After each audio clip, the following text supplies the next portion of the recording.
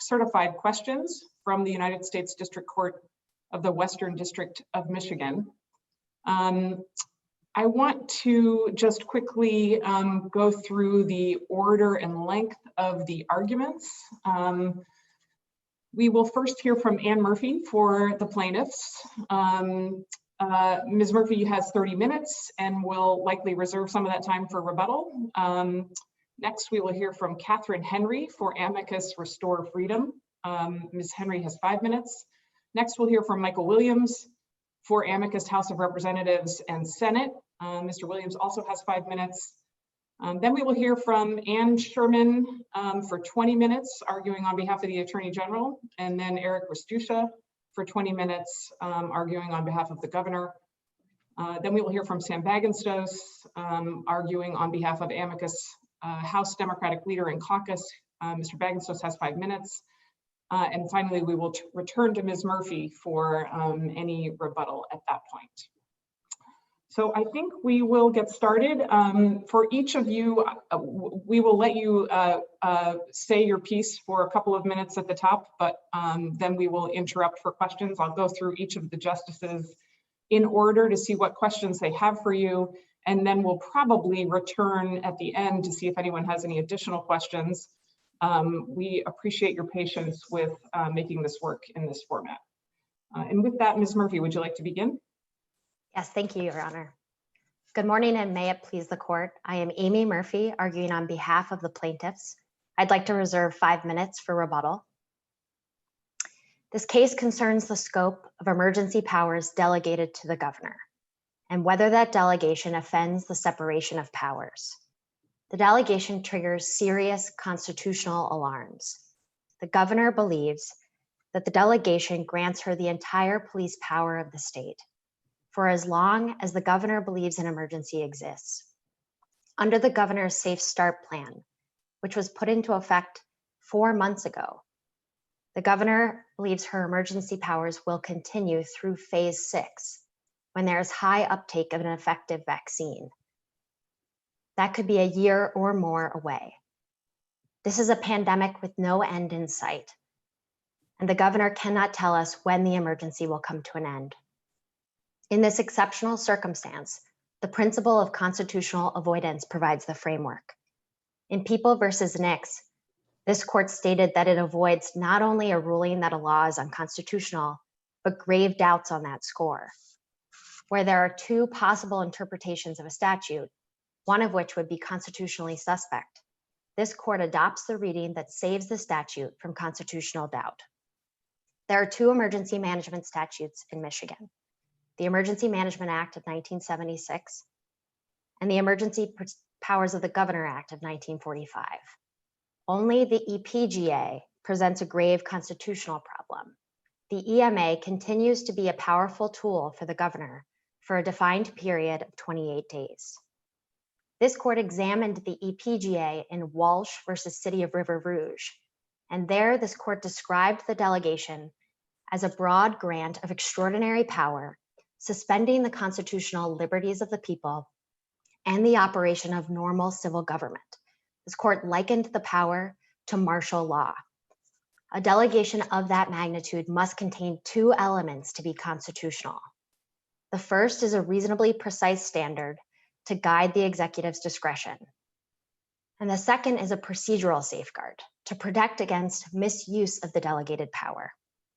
That procedural safeguard is an important component of Michigan's non-delegation doctrine. And on this point, Michigan law requires more than the federal standard. As this court recognized in Westervelt, the allowance of a broad substantive standard presents a profound legal paradox, because the more flexible the standard, the less the people are protected from misuse of the delegated power. So when the standard provides little due process protection itself, the delegation requires a sufficient safeguard. Often that procedural safeguard is provided by the Administrative Procedures Act, but this delegation is fundamentally different. This is a delegation of the entire police power of the state, and the governor is not subject to the APA. Instead, the substantive standard is sparing, giving the executive flexibility to deal with an unforeseen problem. That is why a time limit is essential. It ensures that the executive consults with the legislature, and it protects the people from misuse of the delegated power.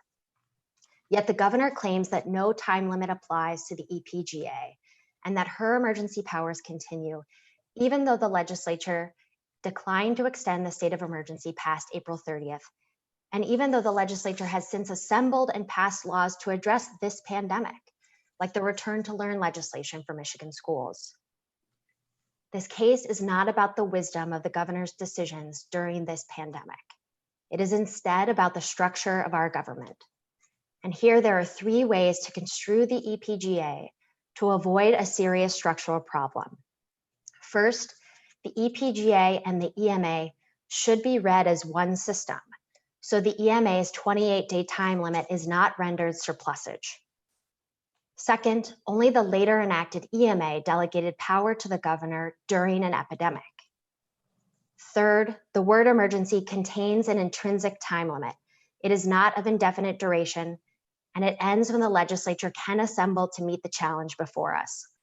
Any one of these 3 readings saves the EPGA from serious constitutional doubt. None of them strips the governor of her emergency powers. They simply recognize that those powers have a limit. We ask this court to recognize that limit. The court's answers to the certified questions hold immense importance to the plaintiffs in this case, to 10 million Michiganders, and to the Constitution's core commitment to the separation of powers. Thank you. I'm happy to answer any questions. Thank you, Ms. Murphy. We appreciate the opening statement. On your third option,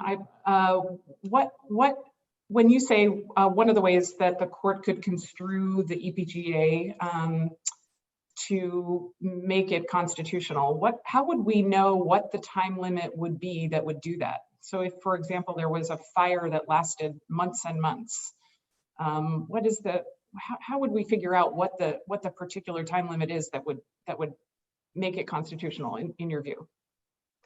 I think what could be done is the court could read the word emergency to contain a time limit that under the statute means when the legislature is able to assemble and meet the challenge, whether it's a fire or a pandemic, then the emergency comes to an end. And in this case, there were such signals. The legislature signaled it was ready to resume its lawmaking function when it declined to extend the state of emergency.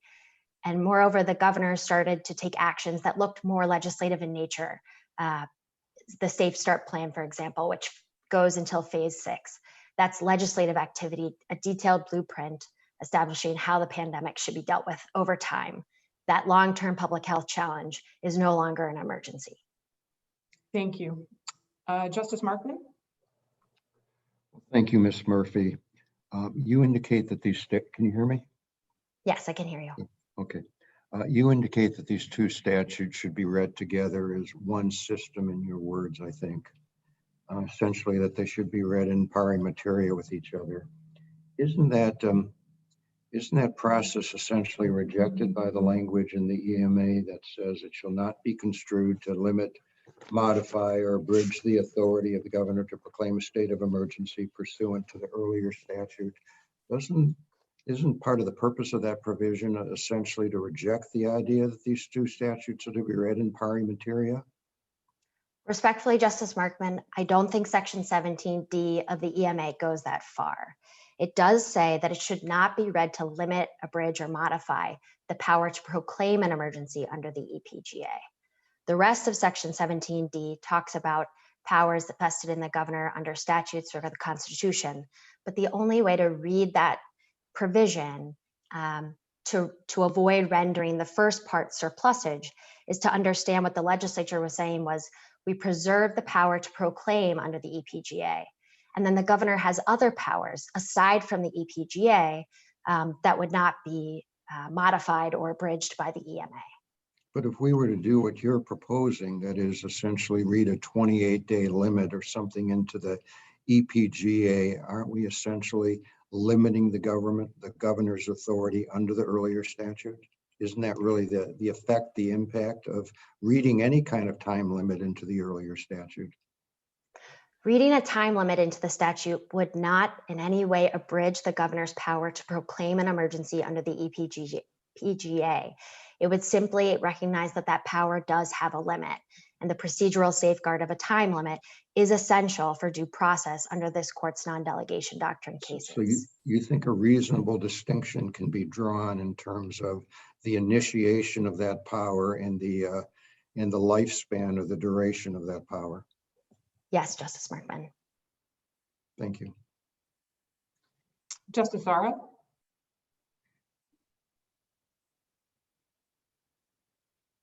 You're muted, Justice Zara.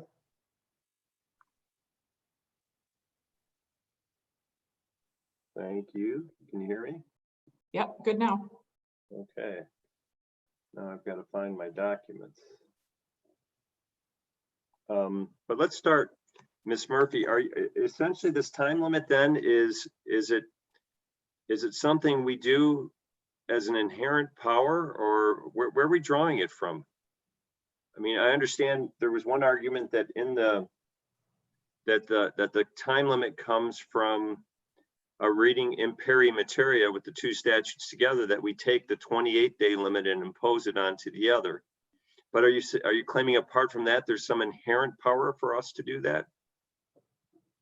Yes, if the court is not persuaded by the argument that the two statutes on the same subject should be read together, so the EMA's 28-day time limit is not rendered surplusage, then the court could still find that the word emergency, as it is used in the EPGA, is a time-limited circumstance. And that's by virtue of the definition of emergency. We provided the court with the Webster's 1942 definition, which defendants agreed was a good definition in this case. That is a definition with a time limit because it's an unforeseen circumstance calling for immediate action. And then the EPGA's purpose is to give the governor this power for the period of time when the legislature is not in the best position to act. The governor can take that immediate action.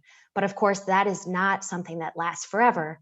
The governor's power should be limited to the period in which the legislature is not ready to resume its lawmaking function and address the challenge. So, all right, so I understand this time limit is from two different sources. We can either read it in peri materia or as a requirement by just looking at the word emergency and trying to read the statute in a constitutional way. Is that accurate? That is accurate, yes. Okay, are you familiar with any cases where we've used in peri materia where we look at two statutes and we essentially cut and paste a provision from one and insert it into the other? I don't know of a case that imports something like a time limit into another statute, but it does come up all the time that there are multiple statutes addressing the same subject. And where there is one provision in one statute that is the more specific, it should be read to apply to both. A good example would be the EMA and the EPGA themselves. The EMA discusses the governor's power when there's terrorist activity to declare a heightened state of alert. If the governor took the position that she could operate under the EPGA, which says nothing about terrorist activity or the detailed procedure for declaring a heightened state of alert, I think the court would find that troubling because the EMA is the more specific and detailed statute addressing specifically an issue that the governor is dealing with then. The same issue is coming up here. And that's, Justice Zara, one more reading we've provided, a reading that says the EMA is the only of the two statutes that specifically addresses epidemic. And so the court could also read the EMA to cover epidemics, while the EPGA does not. And then just a simpler question here. Under which statute do you think the governor has more power? I think the EPGA provides a very broad power in circumstances that the EPGA was really written to address, things like riot and civil disturbances. There's power to institute a curfew. There's power to limit public assembly. Very clear First Amendment activity can be infringed. On the other hand, the EMA involves this detailed scheme by which the governor can do things like seek funding from the federal government, enter into pacts with regions, with neighboring states to address emergency management situations. So they're really different sets of toolboxes. It's hard to say which provides the broader power. Okay. All right, thank you very much. Justice Viviano. Yes, thank you, Chief Justice. Ms. Murphy, I'm interested in an argument that was raised in the separate case that the legislature has brought against the governor by a group of attorney interveners. That case is, of course, pending now in our court, at least the application is as well. Those lawyers have pointed out something that I've been thinking about throughout the time I've been preparing for this case, which is why aren't we focusing more on the fairly well-developed provisions of the Public Health Code that were in existence in 1945 when the EPGA was passed. Statutes that in a very sort of detailed way deal with the powers of the executive branch to control the spread of communicable or infectious diseases or epidemics or even pestilence. Why hasn't that been more of a focus of your argument? Justice Viviano, we would recognize that the governor, and in some cases a local health officer, has powers under that public health code, those statutes that deal with things like quarantine. I don't think that they can be read to cover the field because the EMA specifically identifies an epidemic as a circumstance that can call for either an emergency or disaster. And so the EMA. But I'm focusing on the EPGA. I think the EMA is a bit of a distraction in this case. I think the relevant comparison point is in looking at the scope of powers of the EPGA are the other statutes that were in effect at the time dealing with the very same subject matter in a much more specific way. And I'm just wondering why you haven't drawn all of the canons that you raise would have application if we were comparing the EPGA enacted in 1945 to the fairly well-developed provisions of the Public Health Code and elsewhere in our state's laws that have been in place for a century or more. These laws were developed, started in the 19th century to deal with things like smallpox. And they certainly developed more after the Spanish flu epidemic 100 years ago. So this idea that the EPGA sort of dropped out of the sky as a tool for the governor to use in dealing with epidemics is sort of a false construct, right? It's a false premise that this entire case has proceeded upon. And I'm just wondering why you haven't highlighted that for us or for the lower courts more emphatically. I appreciate that. And we did address in our briefing some of the public health statutes that would give the governor powers to do things during the spread of a communicable disease, but perhaps we didn't give them enough light. I agree with you, Justice Viviano, that those statutes more clearly address this circumstance, and that the EPGA in many ways is a statute that was meant to address rioting, the one specific type of public emergency it calls out. And many of the orders that are described in that statute are the sorts of orders that would apply during a riot or a civil disturbance, all of which could lead the court to think that the EPGA really isn't the right fit in this case. You pointed out some of the history of the EPGA, some of which is relevant to our textual analysis, maybe not all of it, but it's pretty clear that the EPGA was a response to the experience that the governor and the state had in response to the 1943 Detroit riot. Is that not correct? That's correct. And the idea, at least as according to published news reports at the time, was it was a way of empowering the governor to take steps to deal with the riot without declaring martial law. Wasn't that the essence of the EPGA when it was enacted? Yes, that was the essence. Okay. All right. Thank you, counsel. Thank you. Justice Bernstein. Counsel, good morning and welcome to our court. It's a pleasure to have you with us here today. And also, I just want to extend, I was just thinking about this as I've been listening to the arguments. I just think it's important that we extend, I'm sorry for the challenges and difficulties that your clients are having to contend with and deal with during this very challenging time. I want to ask this question, and I want to kind of look at it from this perspective, and I want to kind of flip the narrative if we can. because I kind of like to look at things in terms of what the implications are going to be in a pragmatic way. So according to the CDC, Michigan is most likely going to have a major wave that's going to hit us in November and December. If the court were to find for you in this case, what powers would the governor be able to have in order to address an upsurge of violent cases that the CDC is predicting? In that circumstance, Justice Bernstein, the governor would still have the powers under the EMA and the EPGA to declare a new emergency if the changed circumstances on the ground warranted it. And then as long as the court is persuaded by our argument that the 28-day time limit or some time limit should be imposed on the EPGA, the governor's powers in that second wave circumstance would be time limited as the Constitution requires. And so the governor would eventually have to take her case to the legislature if she sought an extension of her emergency powers. I understand. And in the current situation, if you could tell me kind of to the best of your abilities, and I'm going to kind of ask this of both sides, when a determination or a decision is made as it pertains to what is or what is not deemed to be that of essential, can you explain to us kind of how does it, from your client's perspective, how has the process worked? So ultimately something is deemed essential, something is deemed inessential, some things are permitted to be open, some things are required to be closed. Can you help me to understand, because I really want to have a better understanding, and that's really the crux of how these arguments are so helpful to us.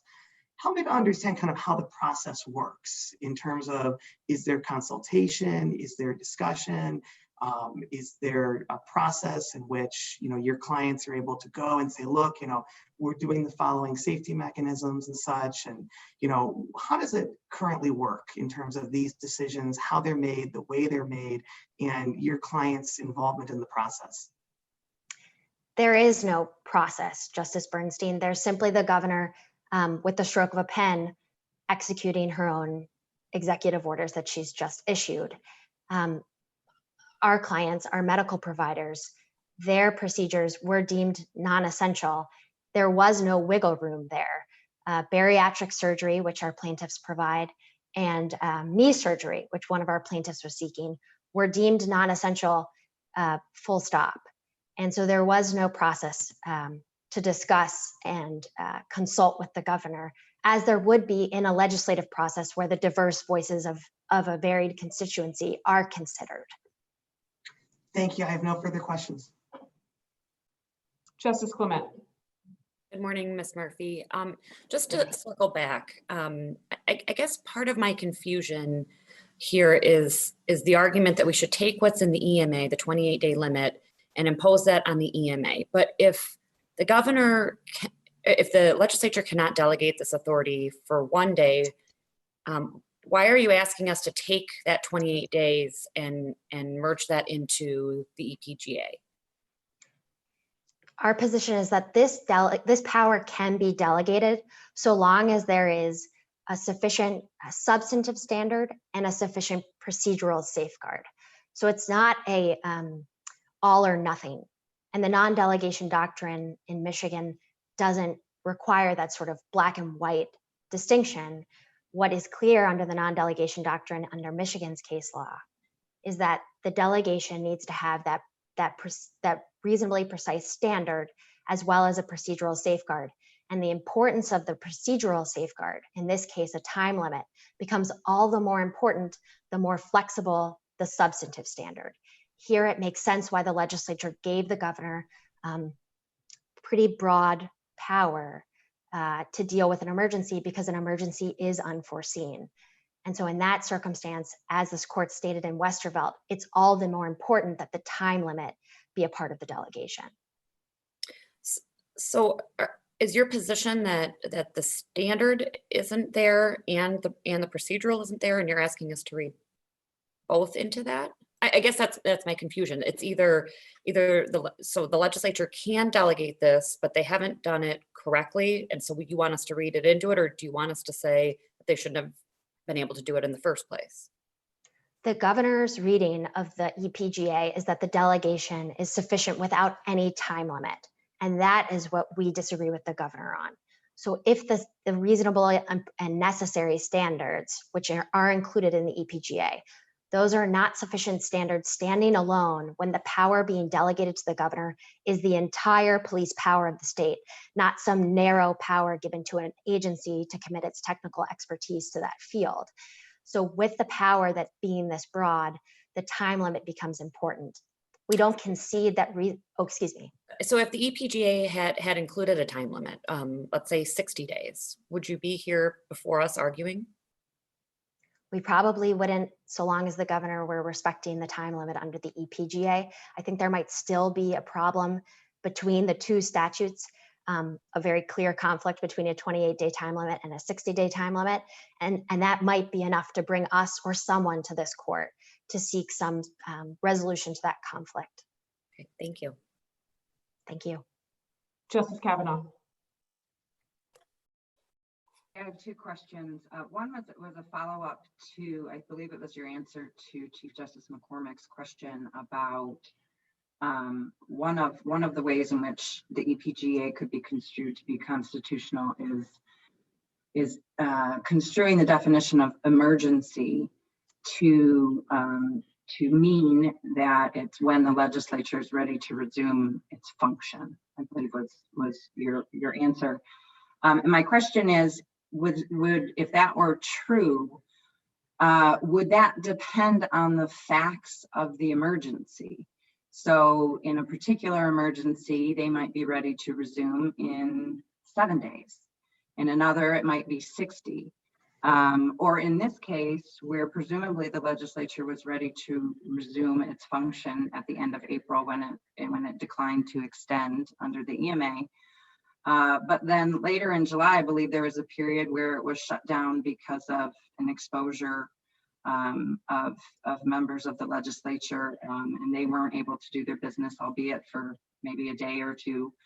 But presumably, if facts were different, it could be longer than that. So would that definition of emergency change depending upon the nature of the factual basis of the emergency and the sort of facts on the ground? I think that emergency definition would have to take into account the facts on the ground.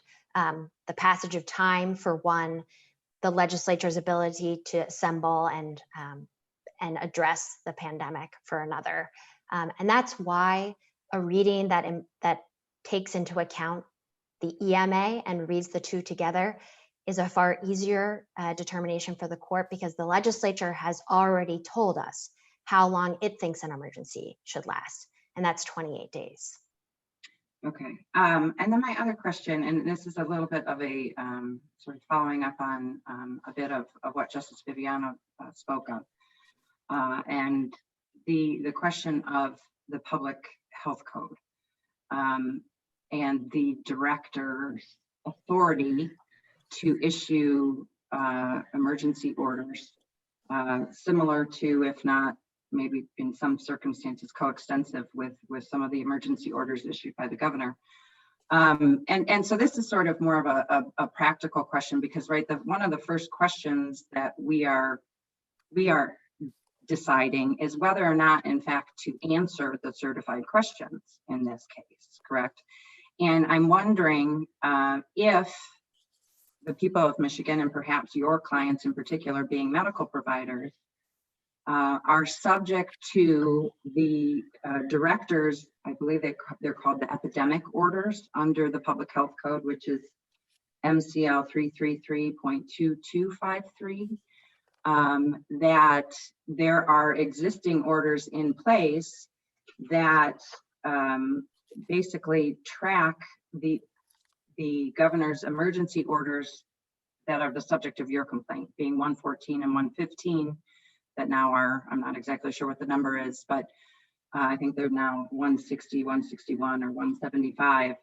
that place those same restrictions. So even if we were to say, as you say, that perhaps the EPGA isn't the right fit for the governor's emergency orders because they don't pertain to public health or an epidemic, what is the practical effect that a decision by us or an advisory opinion by us to Judge Maloney that says that? What's the practical effect if your clients and perhaps everybody else in Michigan is still subject to the same restrictions and regulations under the public health code and the director's emergency orders? Okay, I'll try to be brief here because I see my time is running short. The director's orders, respectfully, I don't think go as far as the nearly 170 executive orders that the governor has issued. But the director would have powers under the public health code statutes. Those powers would have their own statutory prerequisites and limits. And then more importantly, the director is subject to the APA. And those procedures are another safeguard that the court takes into consideration when it's considering whether a delegation is constitutional. And if the director were to act outside the bounds of those safeguards, then there might still be an issue. And so the practical effect would be the invalidation of the governor's orders past April 30th. And if the governor chooses to use one of her agencies, like the Director of Health and Human Services, to assist her with addressing the pandemic in the future, there might still be procedural safeguards in the APA that protect against an unconstitutional delegation. Okay, can you tell me if it's your understanding? I'm looking at an epidemic order by the director dated July 29th, which contains the same restrictions that are complained of in your complaint, and those remain in place until this order is lifted. It authorizes prosecutors and law enforcement to enforce them. Is it your understanding that your clients are subject to those restrictions regardless of what we say about the EPGA and the governor's emergency orders? Like tomorrow, if we were to say that, your clients would still have to comply with these existing orders? I think in that circumstance, the director would have to issue new orders because the orders are themselves just cross-referencing the governor's orders, which would be invalidated. And so the director could take steps to address the pandemic. Those would be orders that our clients would abide by. And if there were some problem from an APA standpoint, from a delegation standpoint, there might be a challenge, a legal challenge to those orders. But he certainly can issue orders that affect our clients. Okay, thank you. Thank you. Does anybody have further questions for Ms. Murphy at this point? We will come back to you, even though your time has expired. We expired it, so we will come back to you at the end with some rebuttal. And we may have more questions for you after we hear from everybody else. But let me just ask if there is anyone on the court that has additional questions they want to ask right now. Chief, if I could ask one quick question? Sure. Okay, counsel, just the question that I'd like to kind of get a little clarification to is really the remedy and the vehicle for the remedy. And a lot of discussion has been made as to whether or not the court system is the vehicle, or is there a political process that's the vehicle for the remedy that you're seeking. Could you comment a little bit on the idea of Unlock Michigan, which is doing a petition drive, or any other kind of political process that could be in play? Ultimately, is the court system, are we the vehicle that you really are looking to in order to have the remedy that you seek? Thank you, Justice Bernstein. Yes, the court is the proper body to pass judgment on these certified questions. And I'll speak broadly on that point and then to the issue of Unlock Michigan. So if it were true that an unconstitutional delegation could be solved by a re-election of the governor, a repeal by the legislature, or an initiative process by the people, this court would never hold that a law is an unconstitutional delegation. That would always be the fail-safe for an unconstitutional delegation. And this court does not depend on the whim of the legislature or of 50% or a majority of the people in an election year to solve for constitutional problems, separation of problems. separation of powers problems. Unlock Michigan is an initiative or ballot referendum effort that actually will not be able to resolve in any time soon. It's not going to be resolved by this election year. It would at the earliest go on the ballot in 2022. And this is of course a pandemic that really has no end in sight. So the separation of powers problem, which is immense importance in this case, is one that should be resolved by this court. This court says what the law is. Thank you, Council. Ask a Thank you. question, please. Yes, Justice Markman. Ms. Murphy, thank you. Thank you for your contribution so far. I can't seem to escape the sense, however, that you may be inadvertently bringing into the discussion and the debate here a separate separation of powers question by what Justice Zara has described your relatively aggressive use of the in pari materia theory to bring the 28-day limit from the EMA into the EPGA. It just seems to me a difficult question whether that is consistent with previous understandings of exactly what the thrust of in pari materia analysis is all about. This is particularly true where the only textual clue that we have, the only textual clue we can derive from the EMA about the EPGA, again, is to reinforce the status quo, to reinforce the EPGA as it currently stands.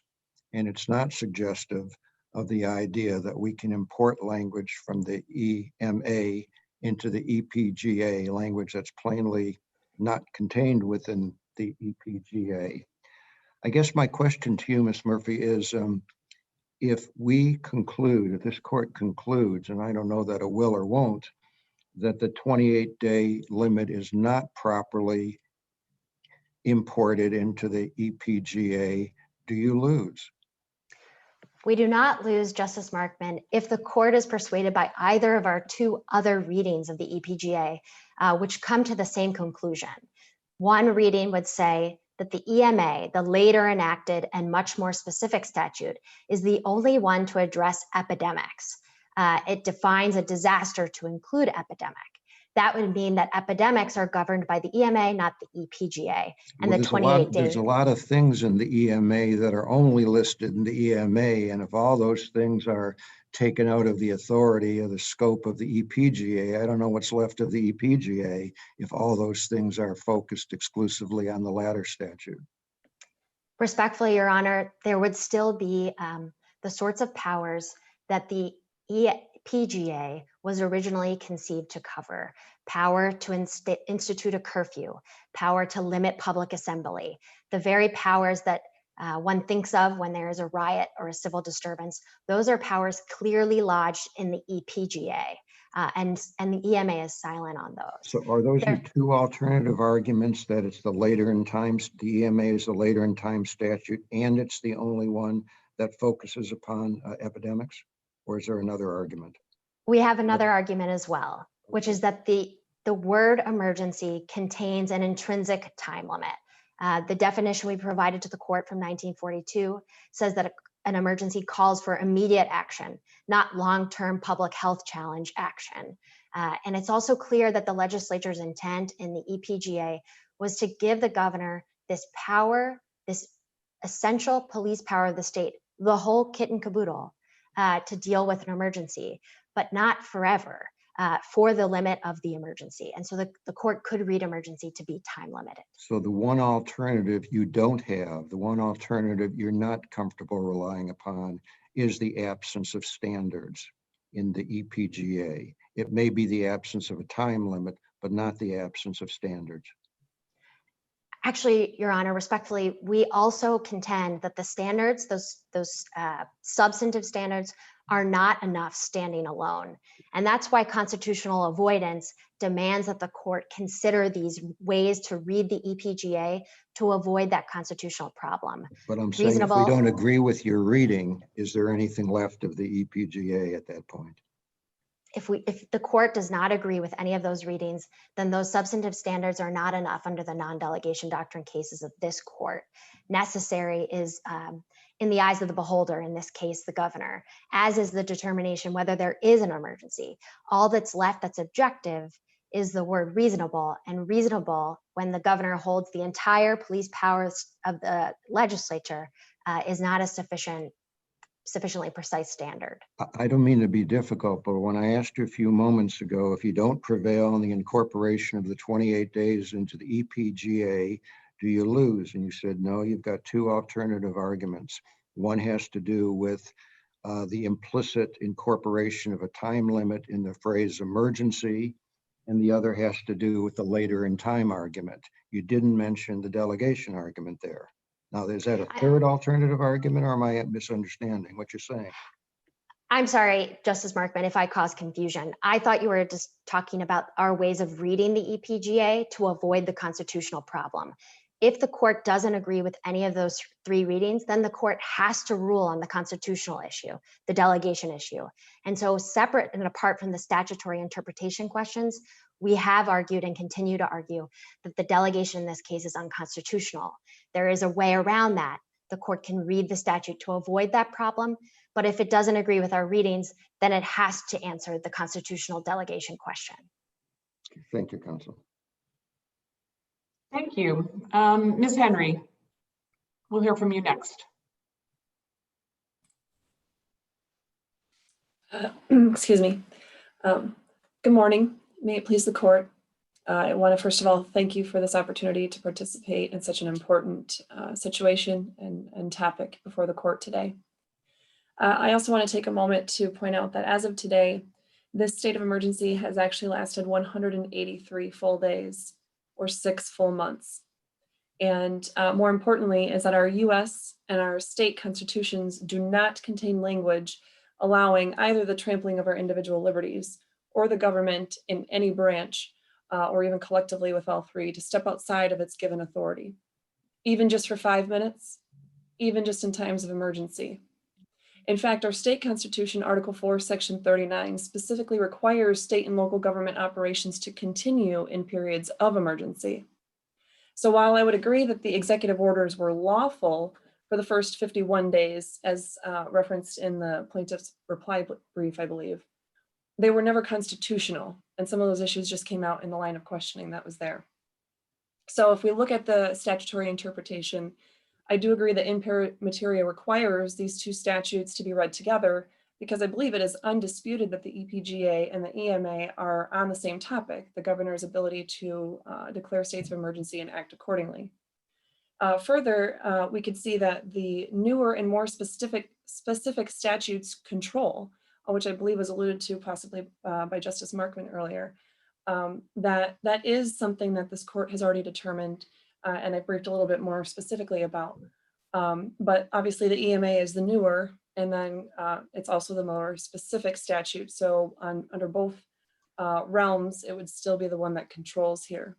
But the statutory context, I think, is something that we need to pay a little bit more attention to, and that's where do we find these statutes and how do we read the whole set of law, Michigan compiled law altogether, because there are cases that require us to do that. So the EPGA is of course found in Chapter 10, which is simply the governor's overall powers and responsibilities. But the EMA, found in Chapter 30, specifically deals with civilian defense. And it's these chapters like Chapter 30 that provide specifics and context for those Chapter 10 general powers of the governor. Also, because of this, we see that the EMA is actually, quote, an exception to or qualification of the EPGA, which I think all of the line of reasoning on the whole concept of impera materia comes to the same conclusion on this point. So then we're left at looking at those statutory requirements, and 30.403 does require that the governor terminate that state of emergency unless the legislature votes to extend, which they did the once, but not past April 30th. So also important is 30.403 requires that not a series of, but the state of emergency shall continue until the governor says that the threat has passed, or conditions have been sufficiently dealt with, or 28 days has passed. So if any of those conditions has been met, then the law says that even though the bad stuff is still possibly happening to us, excuse me, the law says that state of emergency has to end anyway. And 30.417D does specifically say that the EMA shall not limit, modify, or abridge the authority of the governor to proclaim a state of emergency in Public Act 302 of 1945, being the 10.31 to 10.33 of the Michigan Codified Laws. And then it has a comma, or exercise any other powers vested in him or her by Constitution, statute, or case law. So while by its very language, the only part of the EPGA not modified by the EMA is just that to proclaim the state of emergency in the first place. So in other words, the EMA does directly and intentionally modify the language of the EPGA. And of course, we have that separation of powers issue where there's the original division, as we've seen in Article 3, Section 2, which continues to be explained in Article 4, Section 1, Article 5, Section 1, and Article 6, Section 1. And we see that we do have permissible delegations of power of the legislative power, but only downward, such as what we see in Article 7, Section 8 of our state constitution. And then, of course, we need to answer the question about if these emergency power executive orders are in fact exercising legislative power in the first place. But I think that question everybody is actually in agreement on, because the Attorney General and the governor have both repeatedly publicly proclaimed that things like wearing a mask is now the law. Well, we also see quite plainly in 30.4032 that these executive orders have the force and effect of law. So we need to pay attention to that, and that our Section 3, Article 3, Section 2 does expressly prohibit the governor from using the legislative power. And I see that I'm up, so. Yeah, thank you, Ms. Henry. Let me see if anyone has any questions. Justice Markman? I have no questions now, thank you. Justice Zara? You're muted. No questions, but I thank you for your contribution. Justice Viviano? No questions. Justice Bernstein? No questions, but thank you. Justice Clement? Questions. And Justice Kavanaugh? I don't have any either. Thank you very much, Ms. Henry. We will hear from you, Mr. Williams. Well, good morning, honors, and may it please the court. There's a fundamental question before the court today that to this point we have not yet confronted, and that's this. What is to be left of the EMA, and in particular, the EMA's 28-day extension process, or 28-day time limitation and extension process, if the governor's interpretation of the EPGA is the correct one? In the legislature's view, the EMA would effectively be rendered moot. The governor would have a strong statutory basis to do whatever she wished to do. Her view would empower her to do whatever she'd like throughout the state of Michigan, and those carefully calibrated levers of government would instead be ignored. It would take the legislator out of the process. And your honors, that simply cannot be so. The Michigan Constitution gives the legislature the power to pass laws promoting and protecting the public health. The Court of Appeals, too, in People v. Jansen, noted that the legislature has an ability to protect the public health, welfare, and safety through legislation in the face of an incurable epidemic. So starting with that first principle, we should resist any suggestion that the governor, or anyone else for that matter, is entitled to seize control of the lawmaking power in the midst of a public health crisis. And we should resist, too, any suggestion that an entire statute can be rendered surplusage. Yet, the governor has never been able to answer the question, not before this court, not before the Court of Appeals, not before the Western District, and not before the Court of Claims, as to what remains of the EMA if she is correct about her broad conception of the EPGA. This is not an academic issue. The governor's choice to seize control of this process has done material damage to Michigan's constitutional structure. Legislation is supposed to be a deliberative process involving multiple levels of review, careful thought. There are particularized requirements within the Michigan Constitution that require that process to take place. But as Justice Bernstein's question just a few minutes ago suggested, that process is somewhat absent in a process where EOs are implemented at a moment's notice, when lawmaking is effectively implemented through hundreds of FAQs, and where the governor is free to act on her own without the restrictions that are imposed by the Constitution and its lawmaking requirements. The consequences have been that dozens of acts of lawmaking have become the force of law with no consensus, with no buy-in, with no constituent support. Whereas a bill would formally require a 2/3 vote, for instance, to go into instantaneous effect, the governor is able to make that happen immediately. Especially in times like this, legislative buy-in is essential. It ensures that laws pass in crises, for instance, that don't unintentionally worsen the crisis by implementing rash responses. It ensures, too, that one person cannot act totally unchecked and with complete power. Yet that's what we see happening here. We've heard some insistence that these actions, these consequences are acceptable because this is a time of emergency, and the legislature does not in any way minimize the seriousness of the challenge that this state is facing. But the Constitution contemplated emergencies. The Constitution didn't dispense with the requirements of consensus and deliberation and all those other essential requirements of lawmaking, even in times of emergency. In fact, it contemplated that the legislature would meet during times of emergency. It has specific provisions for summoning the legislature back. It has specific provisions for the continuity of government. And all of these provisions, again, highlight that the legislature is intended to play an essential role even in the time of emergency. And indeed they have. Your honors, the legislature has met since the earliest days of this crisis. There was a mention about the legislature suspending session. Respectfully, the legislature has only suspended one session day. That was where it was done out of an abundance of caution, and there were no significant acts under consideration. In other words, this legislature has been ready, willing, and able to act from the inception of this crisis. And it's for that reason that the reins of power should return back to the legislature, just as the Constitution and as both of these acts intended. And that, your honors, is really what's fundamentally at issue here. It's how do we read these statutes to both reflect these constitutional structures, to reflect the way that these statutes were intended to operate, and respect the way that our constitutional system was deliberately written in the 1963 Michigan Constitution. The plaintiffs here have offered one reading of the statutes that would do so. The legislature obviously has offered another. But what's clear is that the governor's conception of these statutes does not in any way respect those structures or those incentives, and therefore cannot be adopted by this court today. For those reasons, we would ask that you answer the certified questions by emphasizing that the governor does not have the broad powers that she purports to exercise under either the Emergency Powers of the Governor Act or the Emergency Management Act. Thank you. Thank you, Mr. Williams. Justice Markman, do you have any questions for Mr. Williams? Mr. Williams, I'm not quite sure what the basis is for your conclusion that the governor is not respecting the EPGA at all here. Isn't the legislature itself implicated in the controversy here by virtue of its enactment of this law in the first place, a law without temporal limitations and arguably without adequate standards and guidance provided to the executive?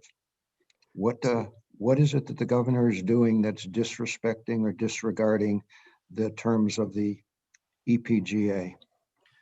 Respectfully, Your Honor, we feel that the governor's reading of the EPGA is an extension that's never been done before, and that it's extending to a statewide pandemic. There has never been an application to the legislature's knowledge of the EPGA in circumstances that extended beyond localized circumstances. There's never been quite an emergency of the sort that we've been enduring over the past several months either in the history of Michigan, has there been? COVID-19 itself is unprecedented, Your Honor, but the idea of a statewide crisis or a broader crisis beyond one locality certainly is not. And actually, that's one of the reasons why the EMA was passed, was because the governor at the time felt that he was not sufficiently empowered to respond to emergencies of that nature. So, Your Honor, we would suggest that it's not the legislature's text that actually poses any problem. It's the governor's particular spin and application on that text.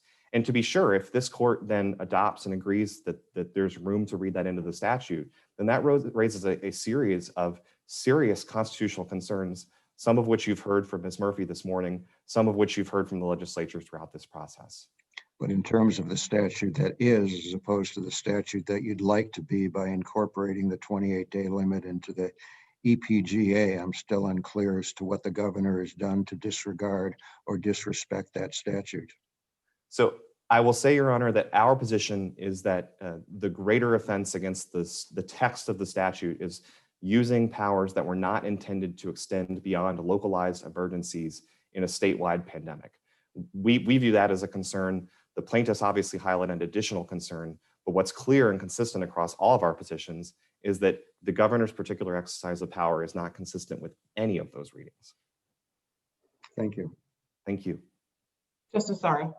Thank you. I have no questions. Justice Viviano. Thank you. Mr. Williams, focusing for just a moment on the statute that is, and not the statute that you'd like to see. The statute that is says when has a limitation on when it can be invoked to when public safety is imperiled. And public safety, of course, is one of the objectives of the police power. Another objective of the police power is public health. You talked a moment ago about the times or how the statute's been invoked over the years. Can you tell me in the past 75 years since the statute was enacted, are you aware of any instance in which a governor of our state has invoked the EPGA in the context of any type of a public health situation? No, Your Honor. I can tell you, I'm not aware of one. And in particular, Justice Markman said perhaps we haven't had any situations like this arise. And respectfully, I would disagree with him because we've had a number of significant health outbreaks, epidemics in our country in the last century, such as polio, the polio outbreak. There were significant influenza outbreaks where in the 50s and 60s were on a per capita basis.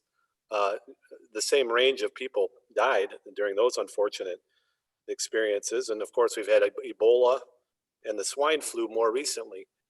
Are you aware of whether the governors that were in office during those epidemics decided to use what the governor believes is this essential public health tool to address those situations? No, Your Honor. I don't believe they did use those tools. And in fact, we have a study from the Department of Health and Human Services listing the various legislative tools that can respond to public health emergencies, and in particular, epidemics that require social distancing. And the EMA is the focus of that study. The EPJ is mentioned once in passing in the context of referring to its ability to justify a curfew. I would also add to your list, Your Honor, the HIV/AIDS epidemic was another example of a serious public health crisis. And in that moment, the legislature assumed its role as the caretaker of the public health and passed legislation to specifically address the HIV/AIDS epidemic. So another circumstance where the EPJ was not used and legislative action was. There's a fourth interpretation of the statute that the attorney interveners in your case are making. And it's a pretty simple, straightforward point that the EPGA has nothing to do with public health. And it appears the plaintiffs in this case are not making that argument and offering that interpretation. I'm curious whether the legislature is or is not supportive of that interpretation. We are, Your Honor. We feel it's entirely consistent with our reading of the statute and the purposes and intentions and writing that's actually within the text itself. So as you'll see, if and when you review our application, we actually do discuss that distinction. The lack of a reference to an epidemic in the EPGA is a meaningful one because I don't have to tell the court that the court has to draw meaning from the presence or absence of language in one statute versus another.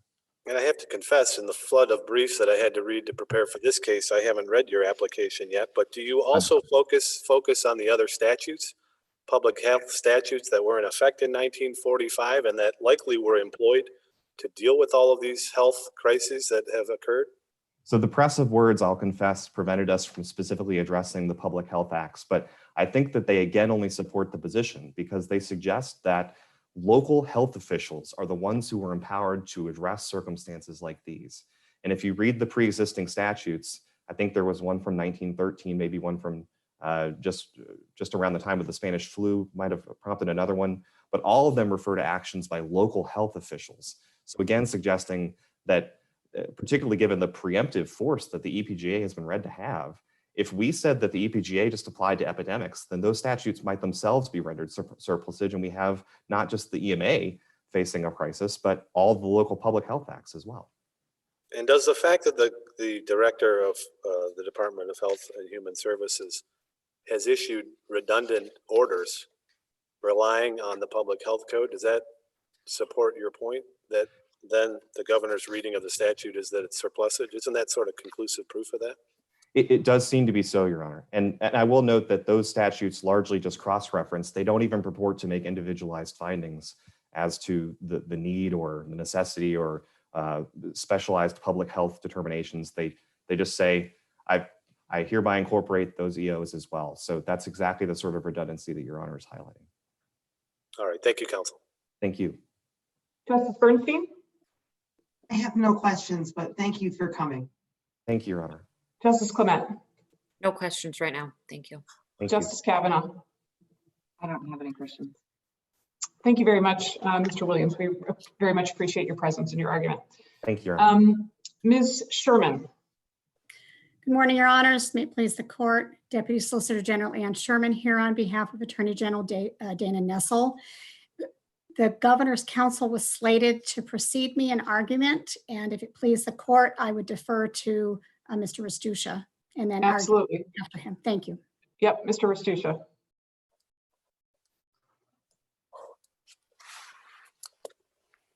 Good morning. May it please the court. Eric Rastusha from the Attorney General's office, appearing on behalf of the governor and the director. As an initial procedural point, it's not clear why this court would answer these questions given the posture of this case. The governor's and the director's orders were rescinded in May. Both state officials in federal district court raised the claim of 11th Amendment immunity, which the district court denied based on finding a waiver, but that issue is now pending on appeal. It would be a strange irony if this court addressed these significant constitutional questions for plaintiffs, where the questions for them are now academic ones, and where the district court's decision on 11th Amendment immunity may be overturned, and so the court would have been without jurisdiction to issue the request for certification in the first instance. This court should decline to answer these questions. In fact, it would even provide for an opportunity to evaluate some of the other questions like Justice Viviano's if you took another case, like the legislature's case. But there's really 2 points I want to make with respect to the merits. One about the EPGA and the other about its relationship to the EMA. And I'm going to leave for questions the question about the authority of the Attorney General to reissue a declaration under the EMA, or also the questions about the scope of the EPGA. So my first point, I want to address the constitutionality of the EPGA. And that is the lack of an express durational limit in the EPGA does not create a separation of powers problem. As an initial matter, it does have a durational limit, and that is the emergency itself.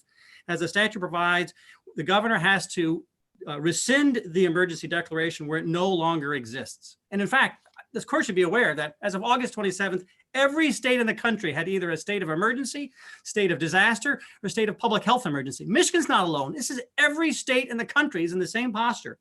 Moreover, Michigan law reflects one of the 2 basic approaches that the states have taken with respect to the role the legislature can play. The plaintiffs have put forward all of the more than 30 states that provide for the legislature's ability to terminate an emergency. But there are 12 other states, they're identified by the National Conference of Legislatures, and we verified, that provide no role in the expressly regarding the question of the emergency or its termination. And all of these statutes remain valid and in place and are currently in operation, like Michigan. Now, on a related point with respect to this idea of termination, the plaintiffs have relied on some of the federal authority, the Congress, and under the National Emergencies Act, because the Congress has the authority 6 months in to terminate. But the statute, the National Emergencies Act, provides for the authority under a joint resolution. And a joint resolution is like the same authority as passing legislation. That authority, the state legislature has that authority right now. It can essentially effectively terminate by passing a new law, because that is the same kind of authority that's provided to the Congress. And as a last point about the constitutionality is the black letter law in Michigan is the standards test regarding non-delegation. There's no durational limit in the standards test. And this question about what's the best guidance, because I know that Justice Marks has been asking questions about the guidance, it's the Vanderklut case. The standard there was, which was for eminent domain, this huge grant of power under the Highway Condemnation Act. It's necessity. That's the standard. The EPGA is constitutional. There's no separation of powers violation. With respect to the EPGA giving its text its plain effect, the question whether it swallows the EMA, it doesn't. The EMA was passed in 1976 in context of the 1974 National Disaster Relief Act. So it provides for essentially the creation of contingency funds. The EPGA is about immediate problems. It's about the reasonable apprehension of immediate danger. It's not about preparing for future risks. So there are ways in which one may be narrower than the other, but even this entire endeavor to try to limit the EPGA based on the EMA is misbegotten based on what the legislature itself has told us we're supposed to do, which is not to limit, modify, or abridge the EPGA.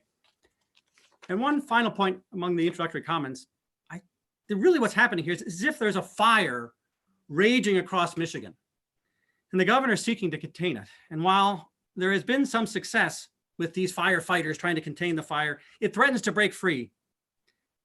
And in the face of this, the legislature and the plaintiffs are telling us that there is no emergency, as if the firefighters can come home. But if they do, it will place our communities in jeopardy. This court should reject these conclusions. Thank you, Mr. Restuccia. Do you know whether the powers that Director Gordon has under the Public Health Code permit the same orders that the governor has issued under the EPGA? That really is a theme, I think, for the intervener plaintiffs, and there has been relatively little briefing on that question. So the question about the scope that the director would have on public health emergencies has not been explored, and I'm not prepared to kind of talk about it in a kind of a granular way, because I know if you think about the arguments that are being advanced, if that is something that the court is interested in hearing, in fact, what it could do is it could take the legislature's case and set that for argument and allow the intervener plaintiffs to present, because that is really the legal theory in which they are moving forward. In fact, I think it's comparable to Judge Tuckle's dissent, but really there was very little briefing underlying that dissent. Okay, thank you. Justice Markman? Questions? Justice Zara? Thank you. Mr. Restuccia, you're essentially making a mootness argument here because the travel restrictions were lifted and the original order was vacated, but a new order went into place and subsequent orders have followed. Are not these plaintiffs still subject to some of the same restrictions that existed at the time they filed? Well, but the nature of their complaint, I mean, if you look at it's in the appendix, I mean, their requests for relief are related to Executive Orders 2017, 2077. And those were rescinded in May, and they also, with respect to the director's April 2nd executive order, which was also rescinded. And the character of the complaints here relate to, because Executive Order 2017 related to non-essential medical procedures. So that the harm, if you read paragraph 82 of their complaint, they're concerned about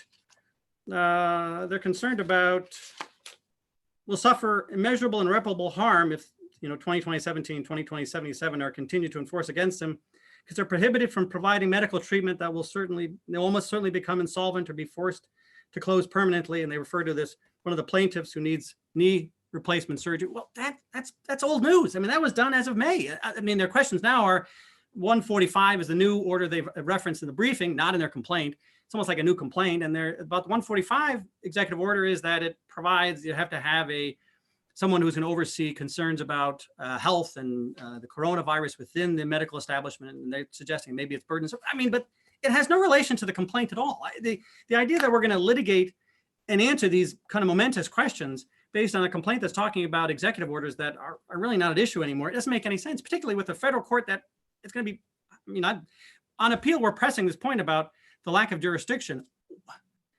There are other cases that this court is encountering, and we're hearing from obviously Amicus, who is one of the parties in that case. It's not, I mean, it seems like the court wants to guard its certified question process. And it doesn't make sense why it would answer these momentous questions when it's almost like we have no record underlying it, because it's almost like we're getting into the academic realm. Well, let's get to that appeal you talked about. This is here because the federal court, through the exercise of comity, respected the fact that this is a state question best answered by the highest court of this state. The 11th Amendment issue, which wasn't raised until rehearing by your client, is a federal question that's currently pending in the Sixth Circuit, I understand, but you want us to presume that the federal court was wrong on this federal question. Why should we do that when the court extended the comity to us to answer this state law question? Listen, you're as a state, I've been with the office for a lot of years. We love certification. We press it all the time, but it's usually because we have a case pending in federal court and the federal judges are about to jump in and not allow the state courts an opportunity to evaluate these questions. We have all sorts of cases in state court kicking around. I mean, I'm not sure what the total is. It's 4 or 5 right now that have some of these issues all pending. And the idea that the federal court's going to take what is essentially a stale case and come in, that's why we opposed it in the federal court, because you have other vehicles by which to answer these questions. This isn't a circumstance where we're going to get stuck. I shouldn't put it in those terms. We're not going to be in a circumstance in which the federal courts are going to be answering questions without the opportunity for the state courts to provide guidance. In fact, we now have a published Court of Appeals opinion addressing the very issues that the court is raising with this court. So I just think this is not the proper use of the processes. And it seems to be in circumstances in which the court is endeavoring to answer questions of great moment. But Followed. I'm sorry. No, I'm sorry. But for this court actually telling or answering the federal court, yes, we'd like to hear briefing on this and we will answer this. The question's already been answered by the federal court, correct? No, the state law questions are pending. They haven't been answered. No. But the state law questions that they asked us to answer, if we would have said, no, we're not inclined to answer them, the federal court would have done it on its own. No, we asked that the court hold it in abeyance. I mean, we have other cases kicking around. There's no reason for this court to cut in line. I mean, we haven't had briefing on the issues below, and we're getting questions. One of the questions asked the plaintiffs is, why didn't you raise this issue? It seems to me that when you have traditional litigation, it goes up the processes. And so, I mean, Mr. Williams, when he filed his application, he drew in this epidemic claim. Now, he hadn't fully briefed it in the Court of Appeals, and it's not a waiver point, but rather the point of appellate litigation is it synthesizes the arguments and enables the better arguments and the stronger points to come forward. And when you kind of cut in line and you're in a trial court level and you shift over to the Supreme Court, if there is no other vehicle for the court to reach these issues, I understand. But where you have other cases that are percolating, I mean, I don't understand why this court wouldn't, particularly if Justice Viviano is interested in this public health theme, why this court wouldn't grant the application in the legislature's case, hear our argument in October, and get briefing on that additional point. I mean, it seems to me that the court is wise for the court to have briefing on important issues on which it wishes to rule, rather than having to kind of fashion for itself where there isn't much briefing on those questions. What would be the effect of our decision if we were to answer the questions in these cases? What is the effect on Michigan jurisprudence? Would it be binding precedent on all Michigan lower courts, just as if the case percolated up through the state court system and made its way to our court? Or would it be more in line with an advisory opinion, advisory nature, much like when the governor or the legislature asks us for such an opinion? My understanding is that it's binding precedent, so I think it would answer the questions. I don't think it's an advisory opinion. That's my understanding. I didn't independently examine that, but I think that's the right answer. Now, under which of these acts do you think the governor has more authority? Well, I think it depends, right? And it depends on the question, right? In some respects, one may be narrow, and in other respects be broader. There's probably like a Venn diagram. There's probably ways in which there's substantial overlap, because obviously the EPGA, they're general standards, right? They're standards of higher generality. Now, I think that's perfectly appropriate. And in fact, if you want to do a survey, look at all the other states across the country and the kinds of standards that they're articulating.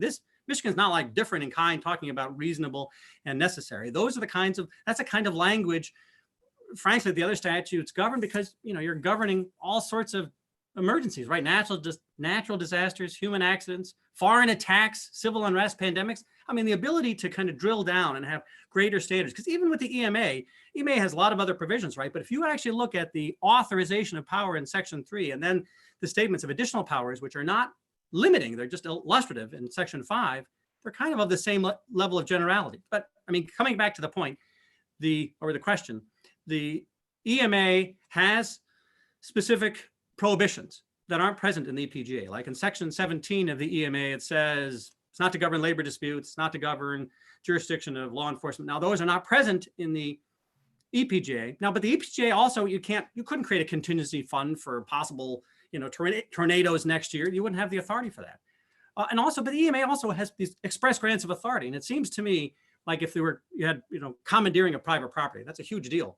if Very you good. had some action taken like that, my guess is on a close question, I'd rather have the EMA and rely on it if I follow its procedures than the EPGA, because that's one of the things too I meant to mention is that these things are subject to judicial review. I mean, the declaration itself about whether there's an emergency, that's subject to judicial review. And then any specific order, the challenge here is kind of global, right? But the reasonable and necessary aspects of the orders can be challenged. You could say 145, that's a bad order. It's not reasonable and necessary. It's subject to judicial review. That's exactly what, I mean, if you look at the way this court's case law reads, it talks about the checks. I mean, so Westervelt has this great language about, you have to have sufficient specificity because otherwise the legislature and the courts and so that the legislature, the courts, and the public might check agency action. Well, that's what's happened here. If you think that there's no emergency, challenge the declaration itself. I'm sorry. Okay. Well, suffice to say, these two acts are different, correct? They're different. They're not the same. They don't. There's not one greater than the other, but they are definitely different, and they have different grants of authority. So, if the court were to reject your cross appeal and affirm the Court of Claims decision with respect, and the Court of Appeals with respect to the EMA, would this require substantive changes to the governor's existing executive orders, given that her statutory authority would now only rest on the EPGA? If she had just the EPGA, let's say that the conclusion was the Court of Claims got it right and that the governor didn't have the authority under the EMA, then it seems like what I would expect to have happen. I mean, we're going to make the claim, and because obviously there's a broad construction of the EPGA which is available. But I would expect there then to be challenges on specific orders that then follow as a consequence. Because the question about, I mean, there's a set of orders and they govern different kinds of subjects and all related to protecting the public, because I mean, that's really the concern. I mean, I want to reiterate this point that this is like a raging fire. The fact that the South and West saw more deaths over the summer than they did earlier in the stage, this continues to be a real threat to the Michigan's residents. But that being said, I think the EPGA would probably, in my view, I'm confident that we're going to be able to prevail. Now, there may be some, I haven't reviewed every executive order to see its exact provisions, but I would expect us then to be subject to challenge with respect to different specific executive orders. Thank you. Justice Viviano.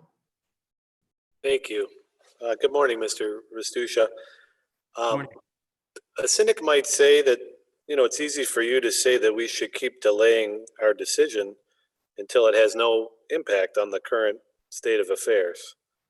Why shouldn't I view your argument coming from that perspective with some degree of skepticism? Well, in other words, what impact would if we wait till next year to issue a beautifully written, perfectly manicured opinion? How would that deal with this state of affairs? How would the court be perceived, do you think?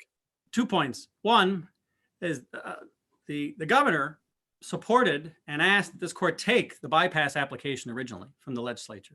So I think we've been operating in good faith. But having seen the appellate process unfold, in fact, I was thinking about Judge Tuckle's dissent. I think he's an excellent judge, right? But he was writing in his analysis and picked up the word epidemic. But I mean, if you do a further analysis of that epidemic, Justice Markman's point is well taken, that in fact, the word riot appears in the EMA under that section. I mean, there's nothing left for the EPGA. It's over, right? So ultimately, that's not. There's some strength. Sort of interestingly, rioting was not included in the EPGA when it was originally passed. It was specifically excluded, but then it was included later, which kind of renders a little incoherent what the effect of that limitation is. But that's just an aside. But yep. I take it your word, and you're right. The governor did ask us to do that, and frankly, as I think I wrote publicly about, would have granted that bypass application. Well, let me say one more point about that. I have another piece, unless you want to move on. Sure. And that is, I mean, this upcoming fall, we're kind of at a critical juncture. I mean, there's been an opening, right? I mean, we're going to have high school sports and gyms are opening. We've had this partial reopening, and this is the point at which there's tremendous risk. In other words, the idea that somehow by October, it's not going to be over. It's of little value to me, this predicting the future, no matter who we cite for that and how well we do. I think we've been at a critical juncture every day of this epidemic, in my view. So you said the comparison between the EMA and the EPGA is misbegotten. And I think I agree with you. I think that has been sort of a red herring, all this focus on the EMA, because the real question is, does the governor have this extraordinary power? It's probably the largest claim of executive power that any governor has ever made in the history of Michigan. Would you agree with that? Is there any precedent for this? Yes, I agree with that statement, and I think there's two. Okay, that's enough. I don't want to leave it out there because I want to kind of because I think there's this. Every state has a similar statute, and they are all of the greatest grant of authority. So it's not like Michigan. Wait. Let me ask. Everyone else over there. No, I'm glad you raised that. Have you looked carefully at those other state statutes? Because I have, and the vast majority of them relate to something that I think is sort of interesting. They relate to public health, and ours does not. And therein sort of lies the rub. So let's focus on the EPGA for a moment. And I'd like to talk for a minute or two about its history, which I'm sure you're familiar with. So we can think a little bit about what the legislature was likely getting at when it passed this statute. You're aware, I'm sure, that it was passed in the wake of the 1943 Detroit race riot, and it was proposed by the director of the state police. And frankly, it codified, I believe, pretty closely all of the emergency orders that were issued without statutory authority by then Governor Kelly. So would you agree with me, at least based on this history, it appears that the statute was intended to quell urban violence and civil unrest?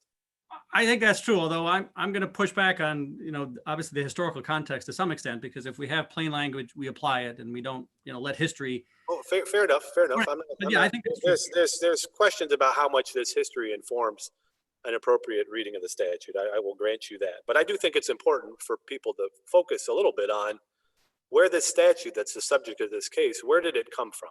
And what was it? How was it thought of when it was passed? You're also aware, of course, it was described in contemporary news reports as an anti-rioting statute that gave the governor the power to take strong measures to deal with civil unrest without declaring martial law. That's how the newspapers reported it, correct? Yes. Are you aware, I asked this question of the legislature's counsel, I'll ask it of you. Are you aware of any time in the past 75 years that this statute has been invoked by a governor to deal with a public health crisis in general or an epidemic in particular? I don't have any information on that. So this, as far as we know, this is the first time.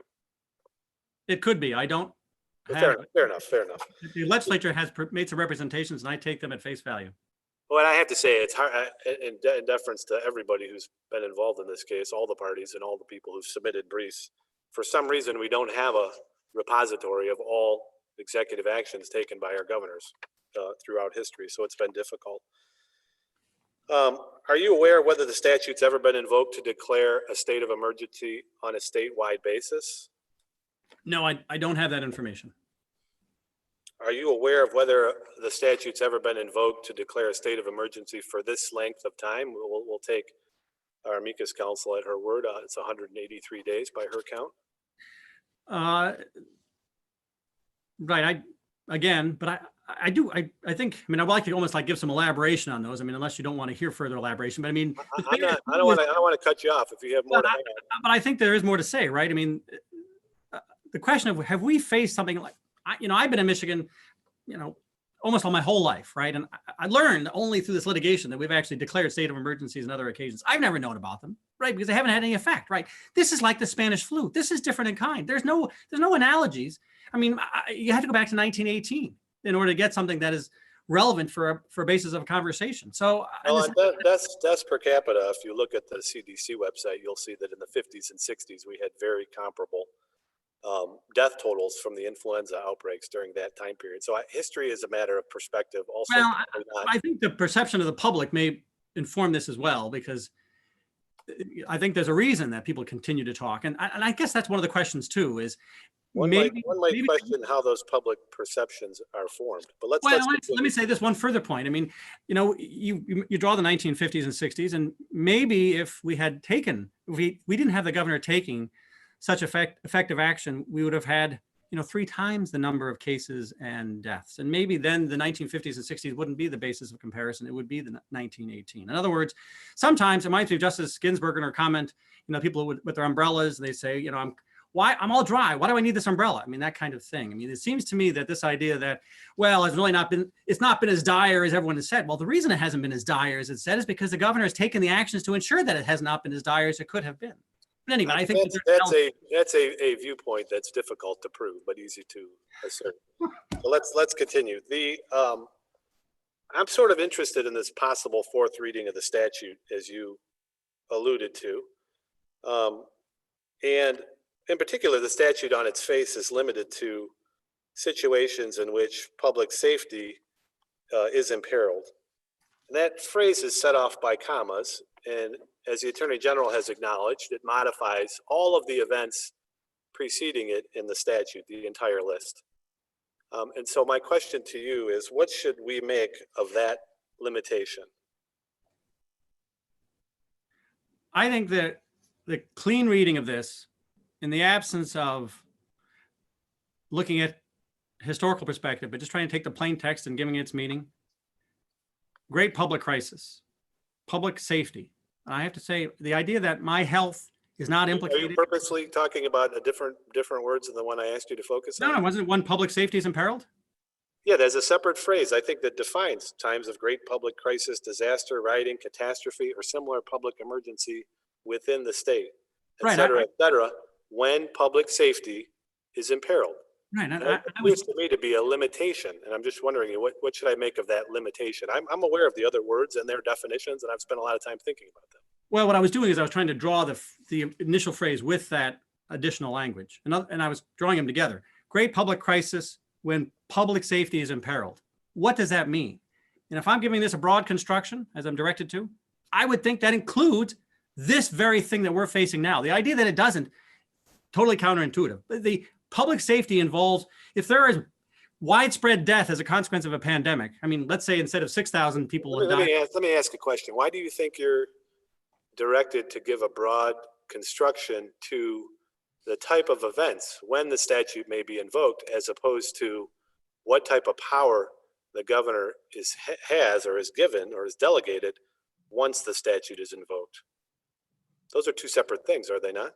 Yeah, I think they are, but let's see that. The statute doesn't say interpret as broadly as possible, as many situations as possible in which you can invoke the statute, does it? No, it doesn't. It says to, in the exercise of the police power of the state to provide adequate control over persons and conditions during such periods of impending or actual public crisis or disaster.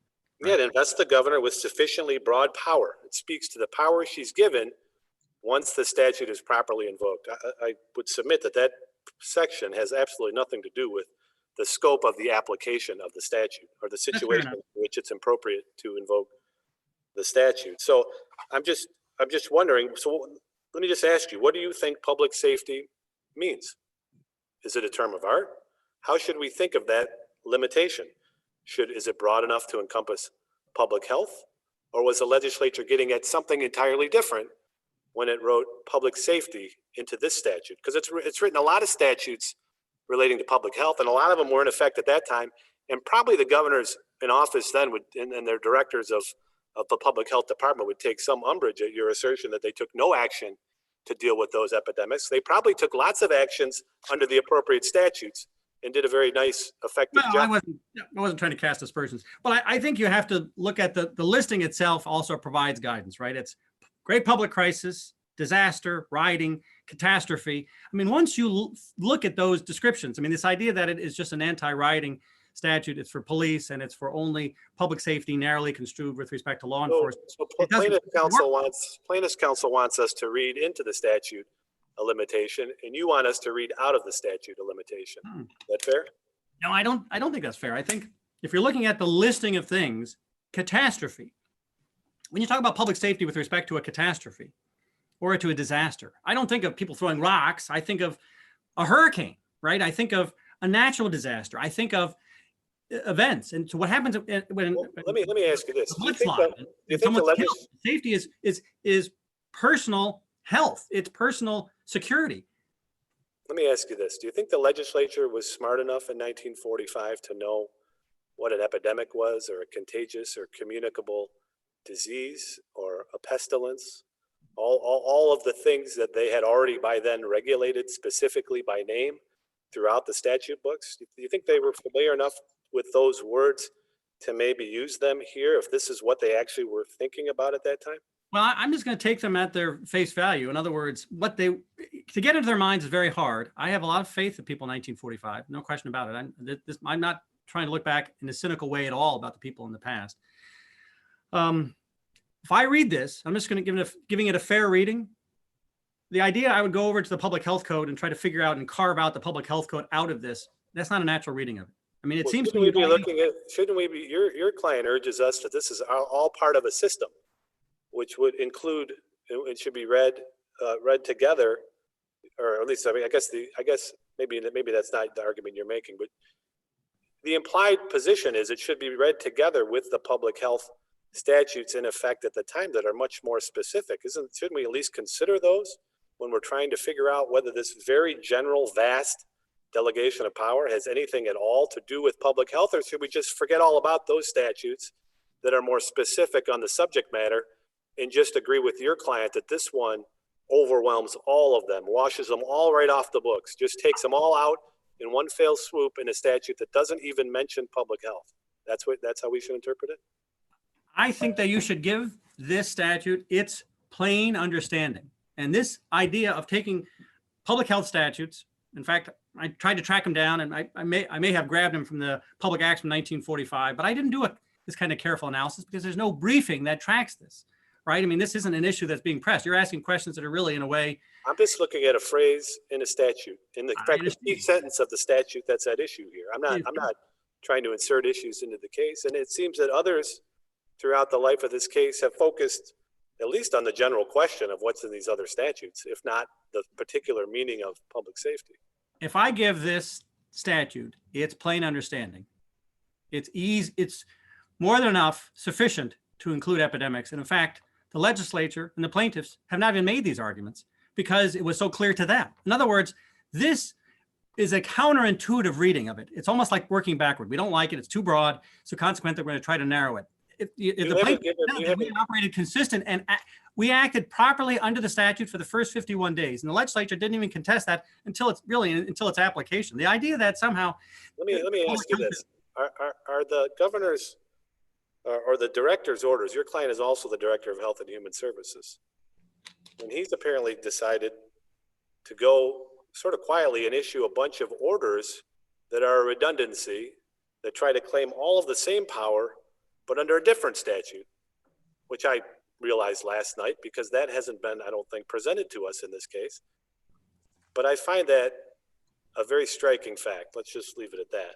Right, but are those orders in this case? Are you asserting those as a basis for the power that's been asserted here? No, that's not an issue in this case. The challenges in this case relate to the governor's basic authorities under the two emergency power statutes. That's the way the litigation has been presented. And it arises out of a federal case in which executive orders 17 and 77 were challenged.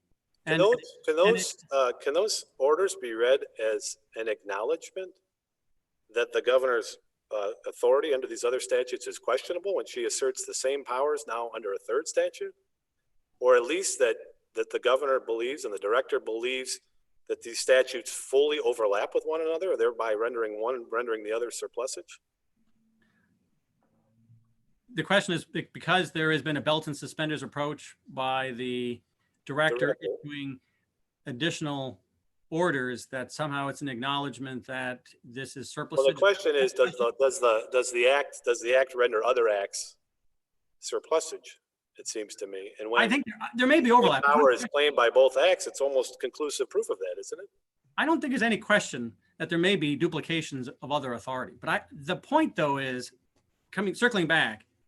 If you read the plain language of the EPGA and you hear public crisis, disaster, riot, and catastrophe, or other public emergency within the state that jeopardizes public safety, the idea that I would think just a riot or a fight that involves the personal security of people in an urban setting, I mean, the Detroit riots, I don't read that. That may have been the context in 1943, but when they wrote this Let me statute, ask you this, is public safety, shouldn't we think of public safety as a term of art?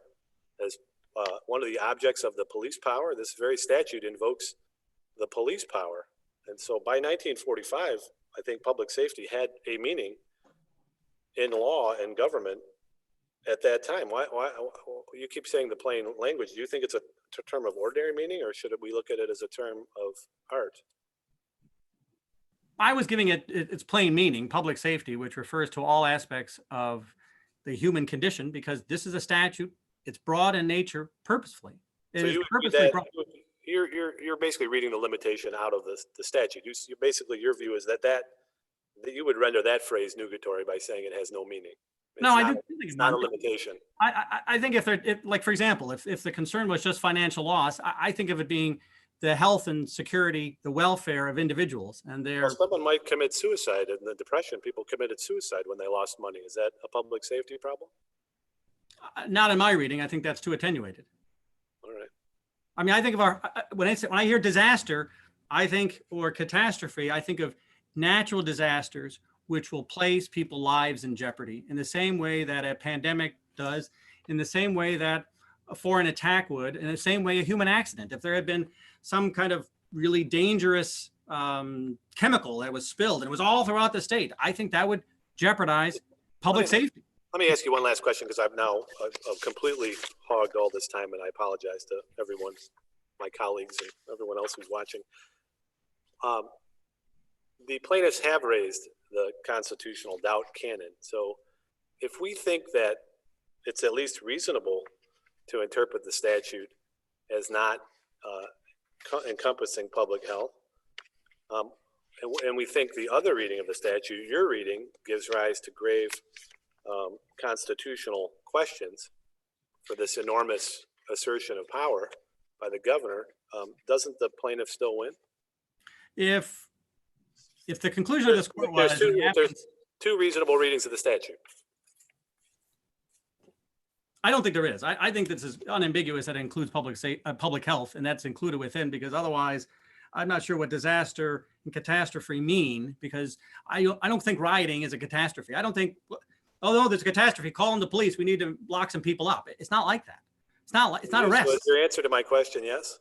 No, the answer is I don't think that there are two reasonable readings. I think there's only one. It's unambiguous and it encompasses this. I know, but I get to make the premise for my own questions, I think. But if there were two reasons, if you were accepting your premise, though, you're right. The court would be duty bound. But that's predicated on the understanding that otherwise it is an unconstitutional delegation. I just want to make one point about that. The best case law in this state on the question of delegation is the Vanderkluge case. It's a case cited by the Court of Appeals, and it's an eminent domain case. And the language and the standard at issue there was necessity. Very complicated. Nothing remotely close in our case law to a power this broad. Let me finish this, and you can then say I'm wrong. But the point is, under that statute, it's a highway condemnation act, right? You can take someone's property. You can take someone's property, eminent domain. Nothing makes citizens angrier than that. I mean, I see people in Pole Town, what happened to them? You think that it's not a huge... Weren't there a lot of our citizens who weren't allowed to use and enjoy their property during this pandemic? I must have been reading the wrong newspaper reports. I mean, well, if we're talking about, it's one thing to have a stay-at-home order. It's another thing to lose your house and bulldoze your church. Well, that would be bad, but there's a lot of other things I think that people are complaining about these days. All right, thank you, Counsel. Lost track. Justice Bernstein. Good morning, Counsel, and as always, it's a pleasure to have you with us. Thank you for coming with us today. There are two premises before I kind of start my questions that I just wanted to kind of allude to, and then we'll kind of dive in from there. And the first is, I just want you to know that I think the court understands that you're doing the best that you can during a difficult situation, and that your motives are truly altruistic, and that you're operating under the basis that you're trying to preserve and protect life. And I can say personally, there are 3 people that I was close with who have died from COVID. So I share that because I want you to know that I understand the seriousness and the gravity of what we're contending with here today. Thank But you. there are two other premises that I want to do, and this is why this is such a challenging and difficult case for us all. The first is that in my analysis of this, as I try to approach this, go back to the old, biblical expression, which says, and then came a Pharaoh who knew Joseph not. The idea being that whatever is determined and decided here isn't really a reflection on a governor, but all governors, and on the course for our state. And the second premise that I tend to function under too is that once rights are forfeited or once rights are taken, they are difficult, if not impossible, for people to regain them or to get them back. So I just want to ask my first question kind of with that is kind of as a precursor. So just today, as you probably are aware in the headlines, there was a pause in the vaccine research due to some complications that I guess arose. And I am quoting on the 24th of July, Dr. Fauci indicated to CBS that this is a pandemic and that this is a virus that will be with us forever and that it will never really be extinguished. I think ultimately then there are other reports that indicate that if a vaccine does become available, and people are optimistic that it will, the vaccine is going to be most likely 60 to 65% effective, which is considered an optimistic persona as to how we kind of view this and kind of move ahead. So I guess the question that I look to is in terms of duration and in terms of the kind of the lead up to this question is, in a best case scenario, you're going to have a vaccine that's going to be 65% effective. When I turn to the governor's orders, I would call your attention to phase 6 that we're all kind of aspiring and hoping to reach. In phase 6, in order for basically the state to relinquish control over our daily activities, and I think it's important that people understand that this really affects our daily activities. It affects, every aspect of our life, where you can go, who you can visit, who can come to your home. I mean, literally, there's no element of life that really isn't affected by these orders. It's pretty profound in terms of its kind of oversight in terms of people's conduct and what people do kind of here within our state.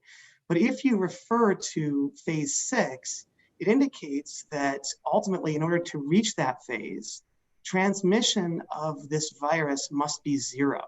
And they actually say 0 in it. And the question that I have for you is that if a best case scenario is that a vaccine is going to be 65% effective, and that Dr. Fauci is indicating that the virus will be with us forever, and your phases basically say that in order for the state to relinquish such control, we have to get to 0. How, as a judge, do I balance all that? All right, I appreciate that question. I thank you for it. Phase 6, I should just note, is not an emergency condition. In other words, once phase 6 arrives, there will no longer be an emergency nor a state of disaster. But I think what you're really asking is, when will this pandemic come to an end? And well, actually, not that. It's who decides when it comes to an end, who makes that decision, how is that decision ultimately made? And if this court were to rule in your favor, is this going to be up exclusively and entirely to the executive branch? All right. So I want to make 2 points. One is about the duration, and the second is about recourse or remedy. So with respect to duration, I think it's worth noting that tomorrow marks the 6-month mark from the original declaration from March 10th. Now, by way of reference, the National Emergencies Act, the federal act, provides for a 6-month duration. So we are actually just on that mark, and it requires the Congress to meet and to vote, and whether it's going to decide to take action with respect to it. And of course, that's as I mentioned before, it requires a joint resolution. So if they wanted to terminate, they'd have to have it be signed by the president in order to accomplish that. Regarding this pandemic in terms of timing, while I have no crystal ball, the reasonable prognostication is that we're talking about a matter of months, because we're looking at certain benchmarks: sufficient immunity, vaccination, therapeutic interventions, and the combination of those things. But right now we're at a critical juncture, because with this partial reopening regarding gyms and schools and sports, there's going to be many more contacts. We're moving indoors and the flu season is just beginning. And that's why your point about the CDC, that we're looking at what's going to be happening in the fall, it may have a real effect. But this is not a permanent condition by any means. And that kind of moves into this second point about remedy and recourse. If you look at the way the case law reads on questions about authority and limits on that authority, as long as the standards are sufficiently clear, and I have to say, I think if you look at these other statutes, I know Justice Viviano said he had, if you look at them and they're actually empowering the governor, these other statutes across the country have similar high levels of generality. So then the question comes is, what is the recourse? If you have sufficient standards, the recourse, as Westervelt says, the legislature, the courts, and the public, they serve as a check. So the declaration itself, both under the EPGA and the EMA, if the emergency has come to an end, the governor is duty bound to rescind. And if she doesn't, that's subject to judicial review. So she can be sued on the questions. Let's say it's 3 months from now, every other state right now is in a state of emergency or disaster, or public health emergency. But let's say, somehow Michigan goes its own way, which that's not the case. Obviously, we're aligned with everybody. But somehow if the governor's gone rogue, well, there's recourse. She can be sued on the emergency declaration itself. She can also be subject to judicial review, and any specific executive order that she's issued, it can be evaluated for whether it's reasonable or necessary. And that's separate from the question of what the legislature can do. The legislature can terminate in effect. It has the ability to pass laws. And in fact, it also has the independent authority to continue to govern. If you look at page 7 of Mr. Williams' brief, very nicely lays out all the things that the legislature has done. And in fact, during this time period, and also the ability of the legislature to even address questions that relate to this issue itself are also in play. The Return to Learn was the statute that was passed with the legislature and signed by the governor. So this idea that somehow there is no recourse is untrue. So it's not like this will just be of indefinite duration and that the governor can continue to act independently. It's subject to both judicial review and it is subject to legislative action. Now, of course, they need sufficient votes, but if you have a governor who's acting inconsistent with the public interest, then she's going to be subject to the responses of the legislature. Okay, but I guess, and I think you're helping me a lot. And I appreciate your answer. It's just, the thing is that when you look at stage 6, it says 0, and I guess the question is that, is it your content? Basically what I'm trying to understand I'm trying to get, is this the determination and a decision that's going to be made exclusively by the executive branch? So ultimately, is it the executive branch's purview and exclusively their purview to determine when the emergency is over, when life can resume, and when people can kind of go on about their activities? And your response, I guess, is I'm still a little confused. You're saying that the only remedy that people would have is they'd have to take this issue to court? Is that, I'm just trying to grab, basically. That's what the kind of the case law talks about, is if you have a delegation and then the question is this a improper delegation? And if it has sufficient standards, that's a check, because the check allows for 3 things: the legislature to take some action, the courts to take some action, or the public to take some action. That's kind of the concept, and that's present here. It seems to me, if the concern is that the governor is going to continue to act in a unilateral fashion in the absence of there being an emergency, there are the ordinary channels of governance continue to operate. This idea that somehow government has been suspended is untrue, in that there are all the opportunities left for actions to be taken. The idea that we're not in an emergency, that in a way, the only claim that's been raised in this case is a conceptual one, that there's no emergency because an emergency by nature is limited. That it can't last more than 6 months, or it can't be 6 months long. And I just think that's untrue. It could be unforeseen. If you think about like if this had been civil unrest, Think about Michigan in 1865, and we're a border state, and there's all sorts of battle going on in the state, and the legislature can't meet. I mean, think about if the legislature couldn't meet. Think about the conclusions that we're going to reach onto this. I mean, if the legislature can't meet, then under the Emergency Management Act, then it can't be extended. And if it can't be extended, and if we lose on this question of redeclaration, the EMA is done. And if the EPGA is found to be a local act, well, it's over, right? I mean, and even it's almost like or if the EPGA is found to be unconstitutional, we'll be left in a position where the legislature is unable to meet and the governor has no authority under either of these two statutes. Okay, but I'm not going to take much more time, but what I'm just trying to understand is that what is the baseline and how is it determined, right? And again, I just keep going back to these phases, right? So, who determines, for example, like in the best case scenario, you've got this great vaccine, it's working really well, but there's still going to unfortunately be some folks who are no longer going to be with us, and that's going to be a horrific catastrophic loss. But the question is, at what point, who decides what that number is? Who decides what is acceptable? I'm giving an absolute best case scenario that the vaccine works as well as it could be hoped for. You're still going to have a loss of life that's going to unfortunately exist.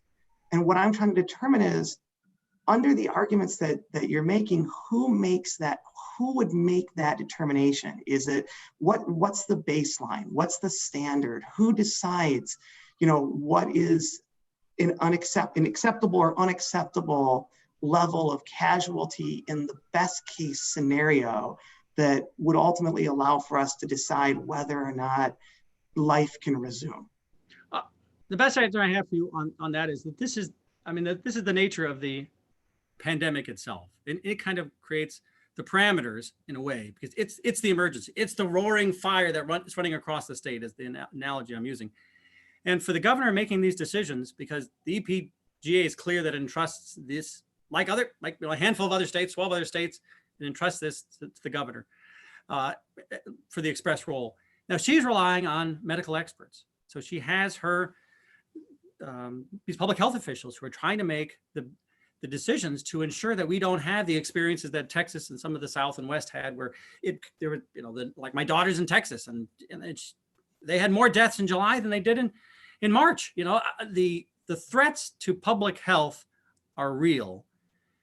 And the question of when this emergency will come to an end is subject to review, but ultimately that's a question under the EPGA that's been entrusted to the governor, and under the EMA and under, I think the proper construction is that the governor can seek an extension, and if the extension is not provided, then she can redeclare that there's nothing in that statute that prohibits it. So ultimately, these are decisions that are, in the final analysis, entrusted to the governor, because it is an executive, it is something entrusted by the legislature, but these are emergent conditions. Much like, I think the analogy that I thought to demonstrate that the governor is exercising executive authority is kind of like the police officer statute in a traffic matter, that what the police officer says will have the force and effect of law for traffic under statute. And if you don't obey, it's a misdemeanor. Well, that's the same concept of what's happening here. Is we have this emergent matter and we're on a razor's edge. And if we make a mistake, it could be catastrophic. That we've had this, we're able to manage to some extent, but if we make missteps, and of course the whole point of the governor being in this position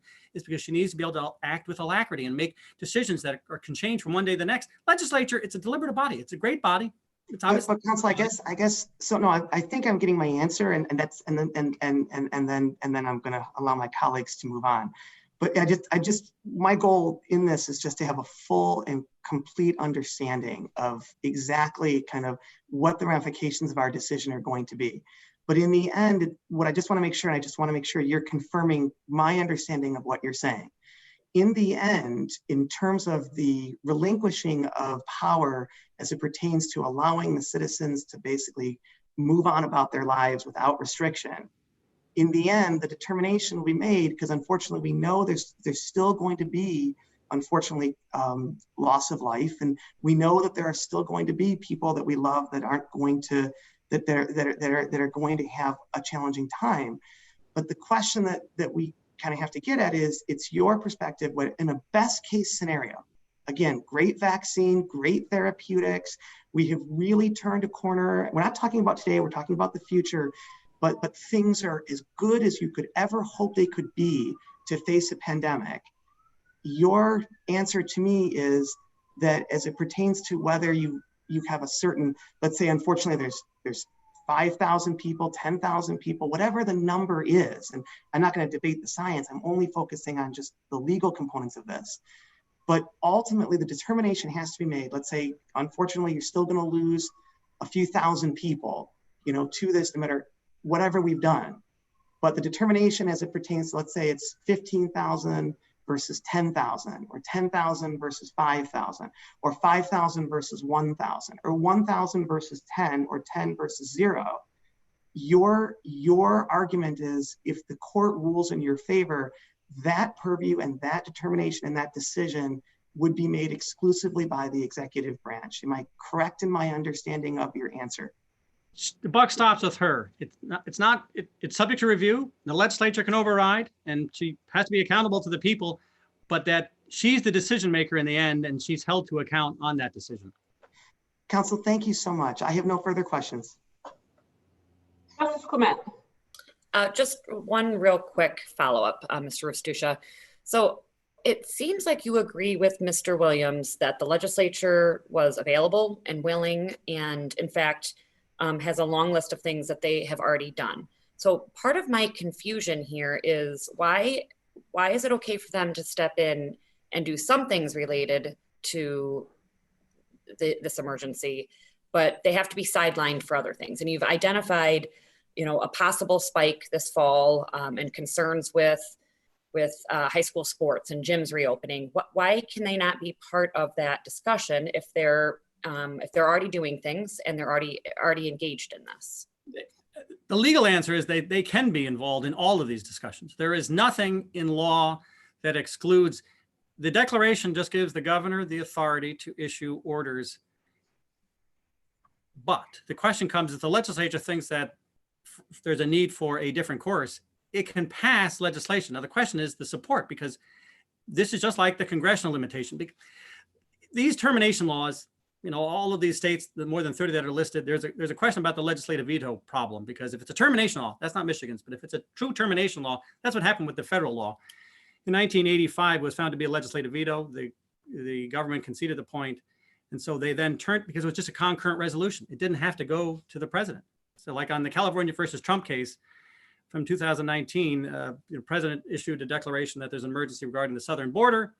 There's a national emergency. The Congress then passed in right afterwards, said, no, there's not. And then he vetoed it. And so the joint resolution failed because he vetoed it and there weren't sufficient votes to override.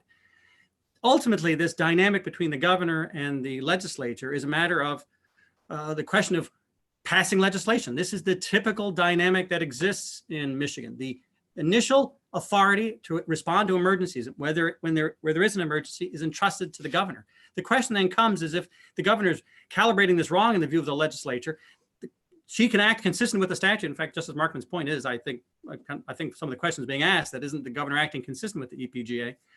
And I think the answers are yes, she is. Then if the legislature thinks that there should be a different course taken, or that there's nothing in law that prevents for the legislature to make different decisions that will constrain the governor, but ultimately there have to be sufficient votes to override the governor in order for that to occur. Otherwise, but there can also be a collaborative process. There's nothing in law that prevents there from being a collaborative process. So you indicate that the governor has the authority to respond to an emergency, day to day as things are changing. When she's putting forward what is arguably a legislative purpose with a plan, things that look a year down the road, 6 months down the road, doesn't that seem to be outside the scope of handling an emergency that's present before us today? It seems to me that's a perfectly reasonable argument to advance. But you know what? The question then is there an executive order that's not reasonable and necessary, that goes beyond the emergency conditions? Those are things subject to individual challenge. In other words, what's happening now is global assault. There's no emergency under the EPGA. Either it's unconstitutional or it has a 28-day limit that has to be read in, or emergencies are necessarily limited. That's a very different kind of argument than she has the authority, but she has issued an order or some instruction through one of her executive orders that's beyond her authority. If that happens, this is one of the points about Justice Markman asked, if the EMA is done, what happens under the EPGA if it's found to be constitutional? Well, she may be then subject to specific challenges with respect to executive orders. That hasn't happened. There's more than 170 executive orders, and the ability, I haven't read through each of these executive orders and which of the ones that would be subject to this idea that this isn't a day-to-day emergency. This is something the character of which the legislature should be involved. And so consequently, it's really outside of what's necessary and reasonable. And that's for this court. I mean, reasonable and necessary, right? That for this court, that would be subject to judicial review. But that's not the nature of this challenge. This is global. And in fact, if you think about the nature of this challenge, it arises out of 2 executive orders that have been rescinded in May. I mean, I think it seems to me that no other state has curtailed the governor's authority. We're 6 months in. And if you look at all this case law, I mean, think about, we've had a lot of briefing, and the other states that have been cited, there's only one case that seemed to clip the wings of a state. It was Wisconsin. And if you read the Palm case, it said nothing about the governor's authority, nothing. It was all about the director of an agency and the fact that those orders didn't go through the Administrative Procedures Act. That was the analysis. If you look, I mean, You're making my point, Mr. Restuccia. I don't mean to interject and be out of line, but you just underscored my point, so thank you. Nonetheless, it didn't touch and didn't address the governor's authority. There has been no court that has taken such action. If there is a thought that this has been calibrated wrongly by the governor, there can be challenges. There can be specific challenges to orders themselves, which are then subject to judicial review. And the number of cases we've gotten where there's just specific orders have been challenged, just a handful. In fact, of our pending cases, almost all of them are about just global statements about authority. Very few about specific orders. Thank you. That's it. Justice Kavanaugh. Thanks. It's just a short question, and I appreciate you hanging in here with us. Epic marathon here. So, and this, I recognize, as you've already pointed out a couple times, that this issue of, sort of public safety versus public health, and what are we supposed to do with the authority either granted or in fact perhaps exercised under the public health code. What is that? How do we square that with the EMA, with the EPGA, whatever? But none of that has been briefed in this case.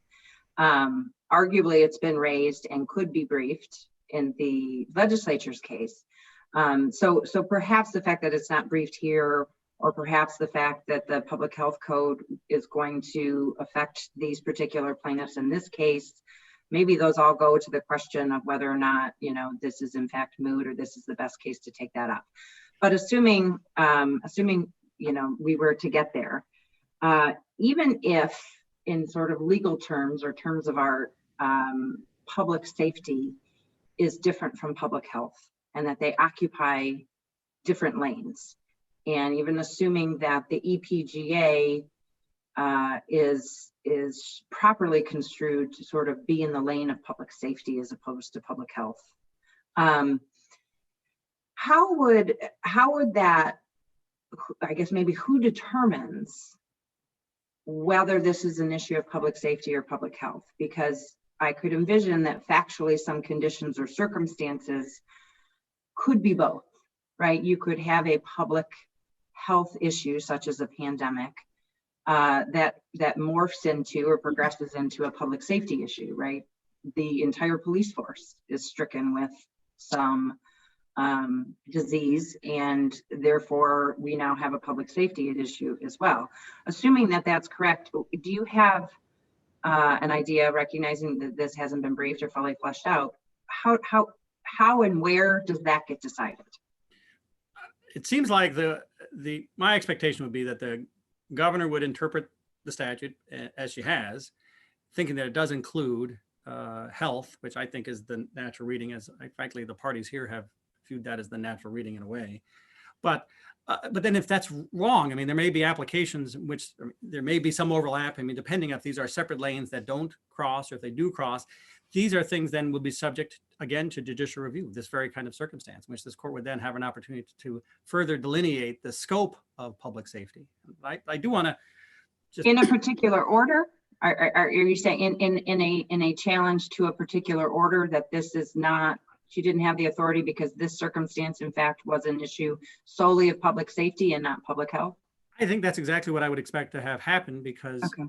you really need, you need a case in controversy, right? That's why I'm kind of complaining with, flagging for the court that the issues here for the plaintiffs are from May, and they no longer really at issue. And these are really just now kind of these global questions, which, that really are present in the legislature suit and some other suits.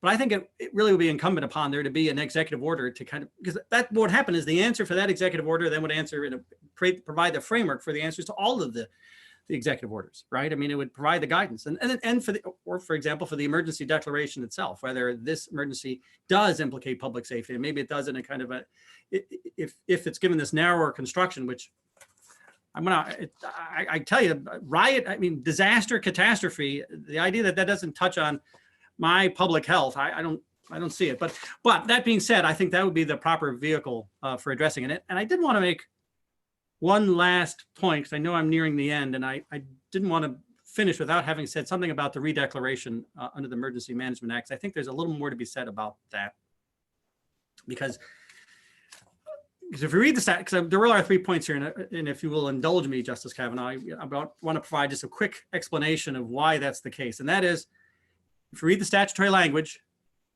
it provides a duty under the EMA to issue an emergency or disaster declaration. At the point at which it's not extended because the legislature refuses to extend it, and the governor then has to terminate. The question then, what happens next? The language of the statute doesn't say anything about a redeclaration. It is silent. In fact, the duty remains that if there's an emergency, the governor has a duty to issue a declaration. And why then? I mean, the whole argument against the redeclaration is that it renders this 28-day time period meaningless. That's wrong. 2 reasons for that. One is, if you look at the other states, I've identified 12 states that provide no express role for the legislature, right? That they just provide the authority to the governor. Well, the majority of those provide a time duration. They say 30 days, 60 days, 6 months. One says 6 months. Well, what has to happen is then the governor has to then redeclare, like Illinois, 30 days. The governor does provide no express role for the legislature. The Illinois governor has redeclared 6 times. Why is that meaningful? Well, of course it's meaningful, because it requires the governor to redeclare.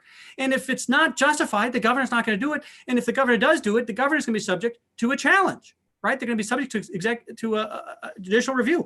Think about the ordinary emergency. It dissipates. Most emergencies within a few days dissipate quickly. There's only a couple of kinds of things that are like this, the pandemic. The only other thing I can think of would be, I try to draw the example of 1865, we're a border state, we're in a civil war, and the legislature can't meet. That could last months and months. And that's one of the reasons I'm alarmed or concerned about the EMA being essentially gutted. The EPGA being gutted, because what happens then for the EMA when the legislature can't meet? What happens then? I mean, if our legislature can't meet and we're 28 days, we have 2 statutes. I'm not sure what the governor is supposed to be able to do under those 2 statutes. And I think even one further point about the local act analysis is, couldn't the governor issue 83 separate local emergencies? It's not clear how that locality operates. But in any event, the public safety, circling back to your kind of question where I detoured and coming back to it, seems to me that the right recourse would be that there would have to be a specific order that raises this issue, that enables this court to have a case in controversy to provide the guidance necessary. Mr. Restuccia, I'd just like to jump in for a second, because you've expressed a couple of times your heartfelt concerns about the inadequacy of the legislature in their ability to respond to emergencies. And I guess you must disagree with the people who drafted our Constitution and all the people who voted to ratify it, because they gave the legislature the power in periods of emergency only resulting from disasters occurring in this state caused by enemy attack on the United States. The legislature is the body that then may provide by law for prompt and temporary succession to the powers and duties of public offices. So the continuity of government, state and local government, was placed in the hands of the legislature. So you think that was an incompetent decision? No, I don't think that. My point was, maybe I spoke too quickly. I said, think about the circumstance where the legislature is unable to meet because of the emergency. I get it, but think about a circumstance if the governor and the lieutenant governor and everyone else, some was struck by some affliction too. The people of our state decided that the legislature, since there's more of them, probably would be able to assemble somewhere and address this situation. And that's what they decided to do. So your notion that the state couldn't function before the EPGA was passed, I think, well, I won't tell you what I think, but I don't think much of it. Thank you, Your Honor. Madam Chief Justice, can I ask a question, please? Absolutely. Thank you very much, Mr. Astucia. You've really been a stalwart in responding to our questions thus far. I am less concerned, however, in this case with the extent of the governor's compliance with the law than I am with the law's compliance with the Constitution. Trying to step back from this case, stepping back from the instant emergency, stepping back from the EPGA and the EMA, and stepping back from cases like Vanderklut and Whitman and the Blue Cross case. I guess I'm trying to figure out, Mr. Astucia, what is the black letter law that this court ought to be applying in looking at the separation of powers implications in this case? One thing that's indisputable, it seems to me, is that in this instance, the governor has been given very, very broad authority, and she's exercised very, very broad authority. Again, as I suggested earlier, I don't know that she's exercised that authority incompatibly with the law, but it is very, very broad authority. And I thought black letter law in this area, ordinary constitutional construction, first principles of the Constitution, all suggested that the legislature could confer broad authority upon the executive branch, which it's done here. But in order to transform that very broad authority from essentially being the delegation of legislative authority, it needed to be transformed into effectively executive authority by the attachment of standards. And as the delegation of authority became increasingly broad, both in terms of its scope and in terms of its duration, the obligations upon the legislature in its delegation concomitantly became that it had to be more detailed and more precise in defining its authority. Trying to distance yourself a few steps back from the instant emergency, am I wrong in the way that I'm trying to understand the first principles here, Mr. Astucia? No, I think those statements are correct. That's Whitman. It says that very thing. I think there's some additional things to add for the court's consideration. I think it is the delegation test, the Blue Cross Blue Shield that creates that three-part test. It talks about reasonably precise as a subject matter requires or permits. And that's the standard, right? That's the application. Now, so there's a lot of nuances and a lot of very fine points we need to look at, but in stepping back and taking a larger view of the controversy, I am applying what you believe is the correct constitutional / separation of powers / delegation of power standard. Yes, I think though, there's some additional lines about the fact that the complexities of modern government necessitate that today many facets of traditionally legislative power be exercised by administrative agencies. There's some other principles that are relevant for this because the preciseness of the standards will depend on the complexity of the subject. I think then in looking at this, if you go through, if you're trying to look at phrases, we're obviously picking the ones we like, right? So the late legislative plaintiffs had picked the losing cases, and I think about what's sufficient specificity.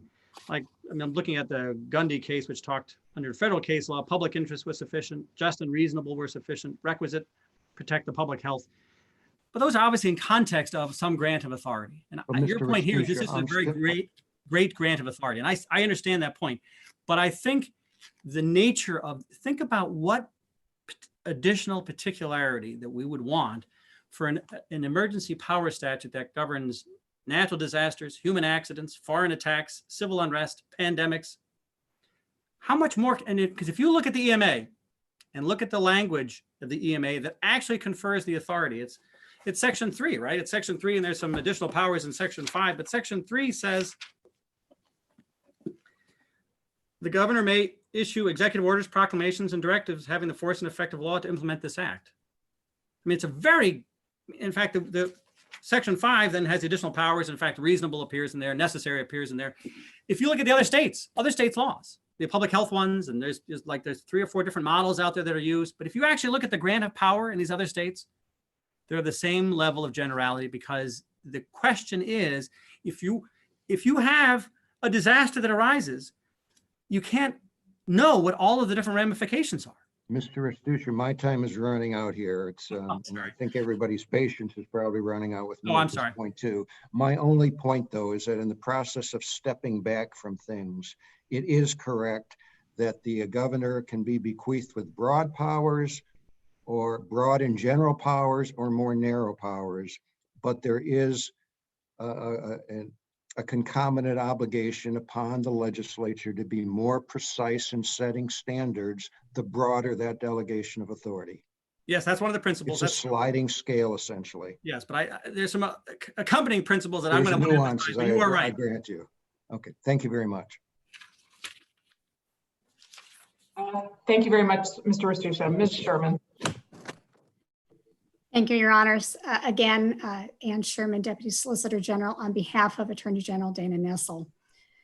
The certified questions before this court hinge on the ways in which the EPGA and the EMA operate differently. There's obviously some overlap, and each can be used statewide, but the statutes differ in scope and timing, and each has its own distinct limitations on the governor's authority. That's why the statutes are separate sources of authority, why you can't read the EMA's 28-day limit into the EPGA, and why neither gives the governor this unilateral and unbridled authority that plaintiffs and the legislature suggest. These differences and limitations yield the conclusion that the governor has the authority after April 30th under the EPGA, although not under the EMA, and that both statutes are facially constitutional. I want to take a few minutes to drill a bit deeper into this. There are things the governor absolutely cannot do under the EPGA that she can do under the EMA, and these are clear from the plain text. And when we're talking about limitations, it's important to understand these. She can't take preemptive action. For example, she can't avert the threat of a catastrophe as she can under 402H. She can't respond to a mere threat as she can under 402E. And she can't declare a heightened state of alert for terrorism as she can under 421 of the EMA. Under the EPGA, there has to be an apprehension of immediate danger. She also can't access federal disaster relief funds because she has no state contingency fund to work with. And finally, she can't confiscate knives, clubs, pepper spray, stun guns. There are also things she might not be able to do, and courts might have to scrutinize these more carefully.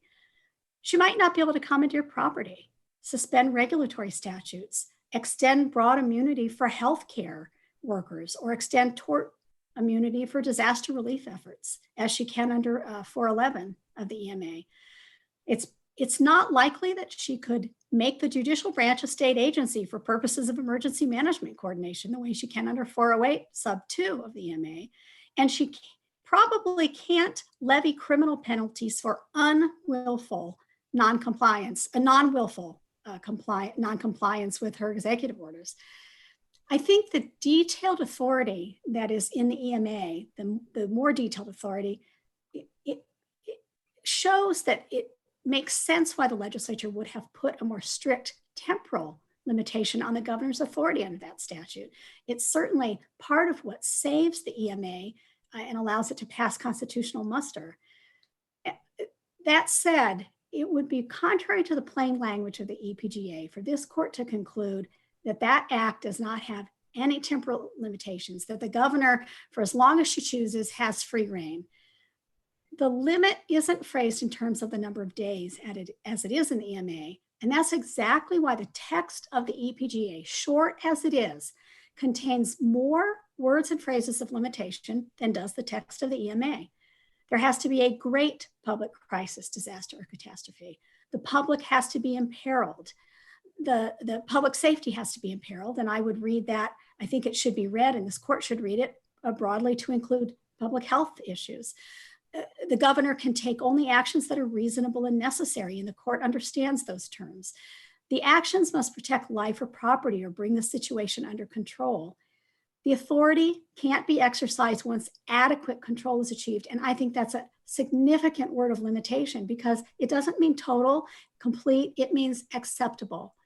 And in the same vein, the governor has only sufficiently broad power in terms of exercising the state's police power. Again, that word means enough or adequate, and it's a significant word of limitation. And finally, the word during is a temporal restriction, and it appears in both Section 31 and Section 32. Additionally, both acts have other appropriate limitations on the governor's authority. Under neither can the governor exert authority over non-emergency matters. Under neither can the governor confiscate firearms and ammo. And finally, under neither can the governor impose felony penalties. And these are all significant limitations that allow the EPGA, even without a specific time period for expiration of authority, to pass constitutional muster. I would like to talk, I know the court has questions, but I'd like to talk about the non-delegation points, because they've come up often. There are a number of cases that really put a fine point on what we should be looking for in terms of non-delegation principles. And several of them apply here. One of them is that the legislature can use quite broad language as long as the statute itself contains principles by which that broad language is guided. And I think that is absolutely sort of quintessential for an emergency, because you don't know what the emergency is going to be. It's as yet unknown. When the legislature drafted this statute in 1945, it can use broad language such as emergency or public safety. If it used public health, well, that would be too limiting for some emergencies. So it uses fairly broad language, but we understand what the policy is. The policy is to save lives, protect property. That's a really important guiding principle. And I think the second guiding principle is in this court's decision in the Seaman case, where the court really understood the import of rapidly changing conditions and how sometimes it's just impractical for the legislature to provide specific regulations. And I think that's, again, quintessential to an emergency. So in the Seaman case, the court said that function, where it's not practical for the legislature, it can be met and has to be met by the executive. Now, in the Seaman case, that was a natural resources case. And this court explained that natural resources are difficult and complex. And the case was about fishing, commercial fishing licenses. And the court said fisheries are particularly complex. And more than that, the environment that affects fisheries is constantly changing. And in that environment, it's impractical for the legislature to have anything more than broad language. But we understand what it means, and certainly the director of natural resources was able to do his or her job. That's true with an emergency. We can't predict what kind of circumstances an emergency can bring, because the statute doesn't contemplate what the emergency will be. It's constantly changing, and when it's impractical for the legislature, as it is here, that's when the executive has to step in and perform that function. As I said earlier, there are sufficient words and phrases of limitation so that that executive power has some controls and some guidance. It's not unbridled. Thank you. Justice Markman, do you have any questions for Ms. Sherman? Yes, Ms. Sherman. You do agree, though, with the general proposition that there is some greater obligation upon the legislature to sustain a delegation of the present sort by its guidance and its setting of standards than there would be, for example, a delegation to an insurance commissioner to approve a particular public policy. Is that right? There's some greater obligation. I have to agree with that, because this court has said it and the US Supreme Court has said it but I don't think it's the whole picture. I think agree. that- I'm not suggesting it is. I do agree that that is a starting point. And I think that's exactly why the legislature, when it wrote the very short statute, the EPGA, had so many words of limitation. That's why they didn't say gain control. They said gain adequate control, because that was a limit on what otherwise would have been a very broad power. Do you also agree, though, that where those standards and guidance have to be couched in what you call very broad and general terms because of the uncertainty of the future development of the emergency that's under consideration, that breadth of language, that generality of language should generally be compensated for by some kind of temporal limitation?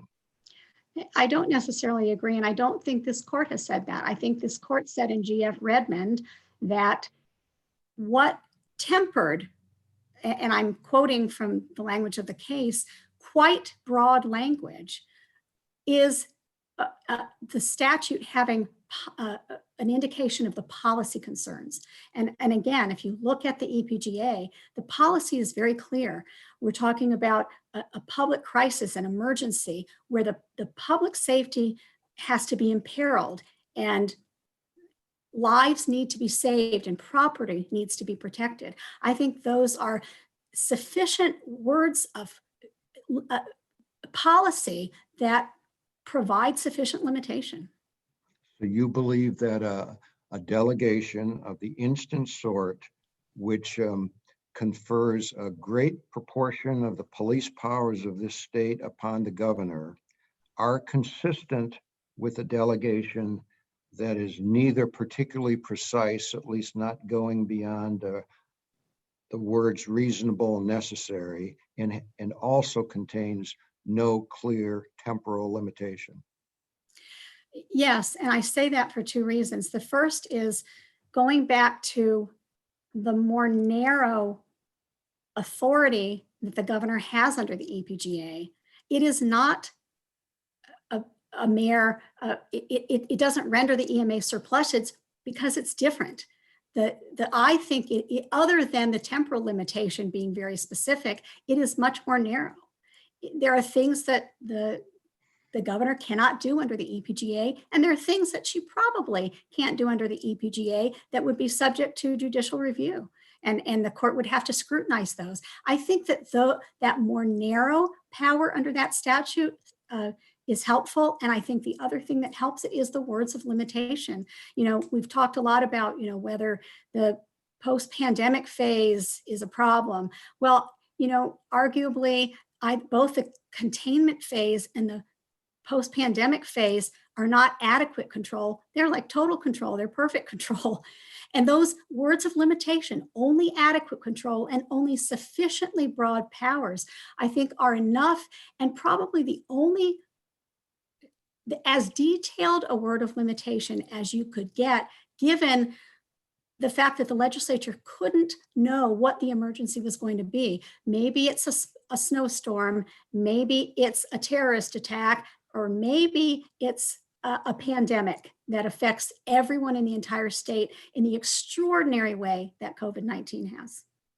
In such an emergency, though, there's no necessary trade-off between the breadth of the delegation and the need for the legislature to be increasingly detailed and precise in the guidance that it provides. Well, that's because I thought you said there was that trade-off at the outset. I think the trade-off in general is that the EPGA doesn't allow for as many powers.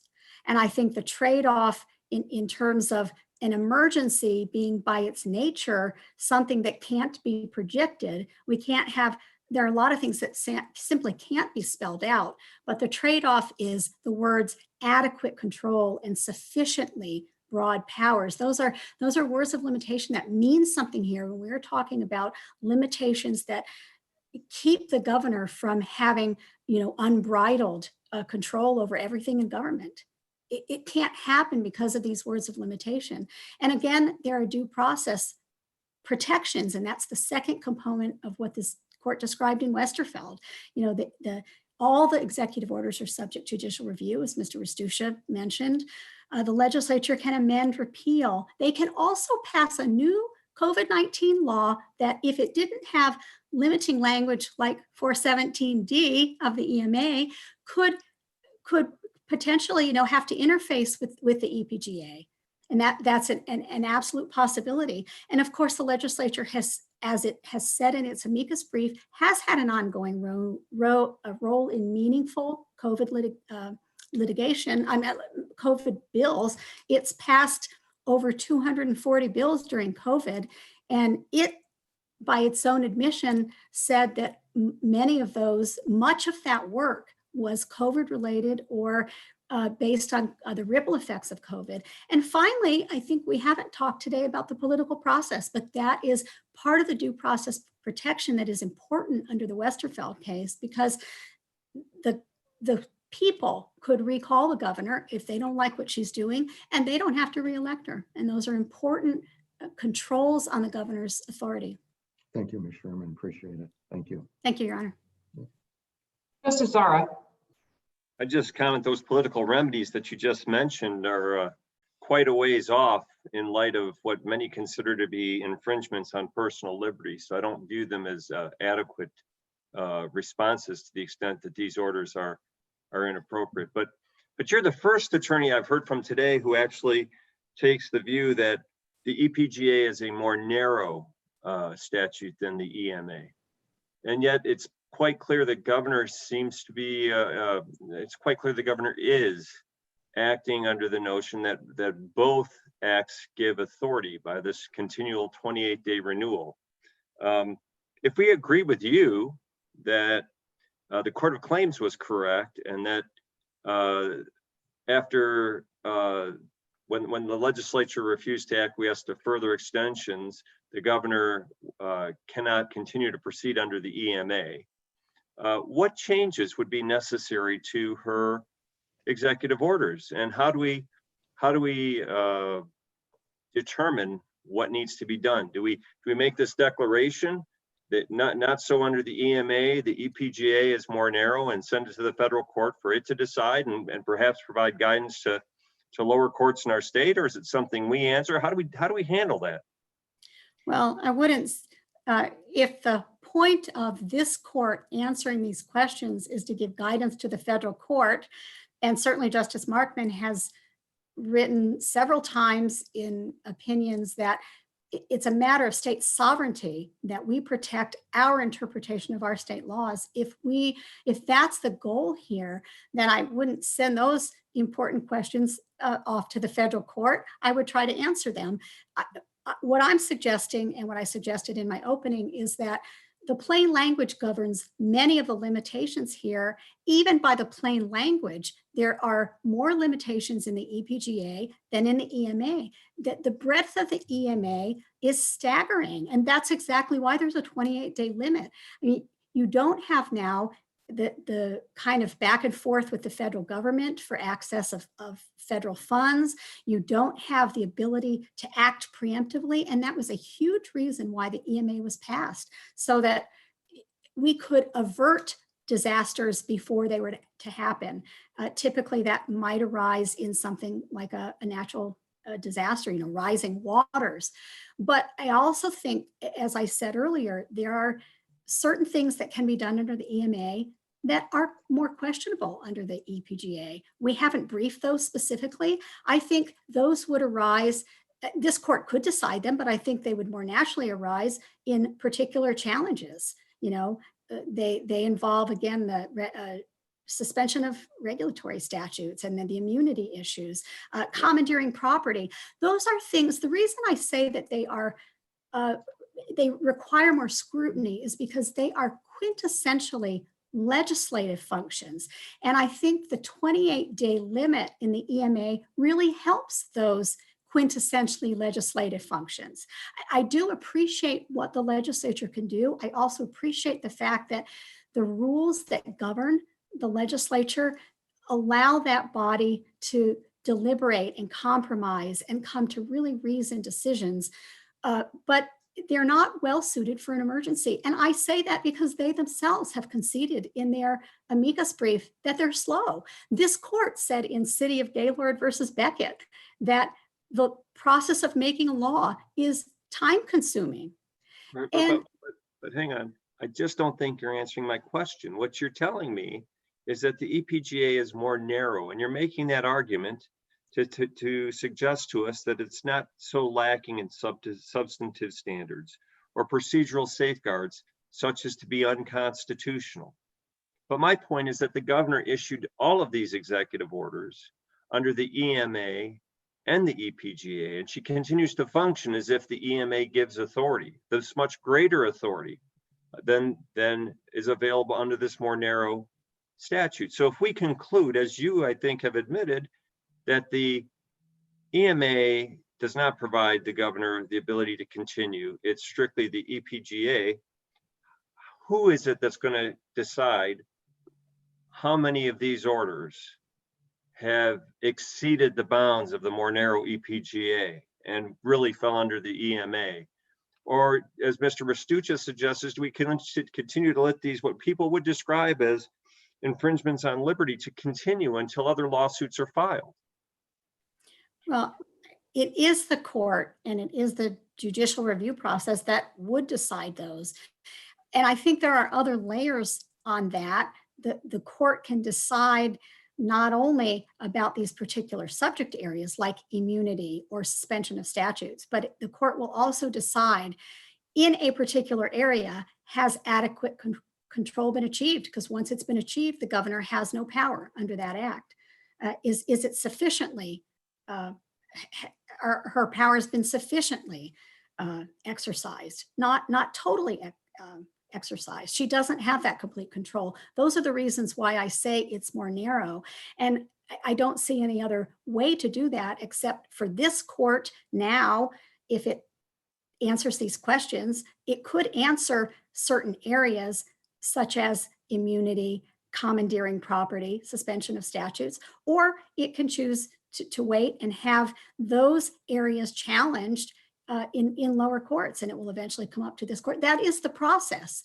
And, you know, it's not uncommon that people's rights are held kind of in abeyance while the judicial process runs its course. That is how government works, and that is how the judiciary works, and it's a very valuable process. And I would think that that is the way it should be done, is that something could be challenged under the EPGA as exceeding the authority of the EPGA, and the courts will look at that on an individual basis. That certainly is a little bit broader than the briefing that has happened in this case, but that's how I think it should be done.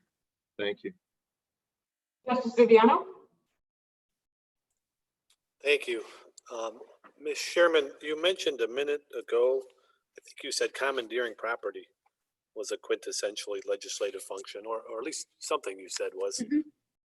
And of course, it makes me think of our Constitution, which says that passing suitable laws for the protection and promotion of public health is something that's quintessentially legislative. I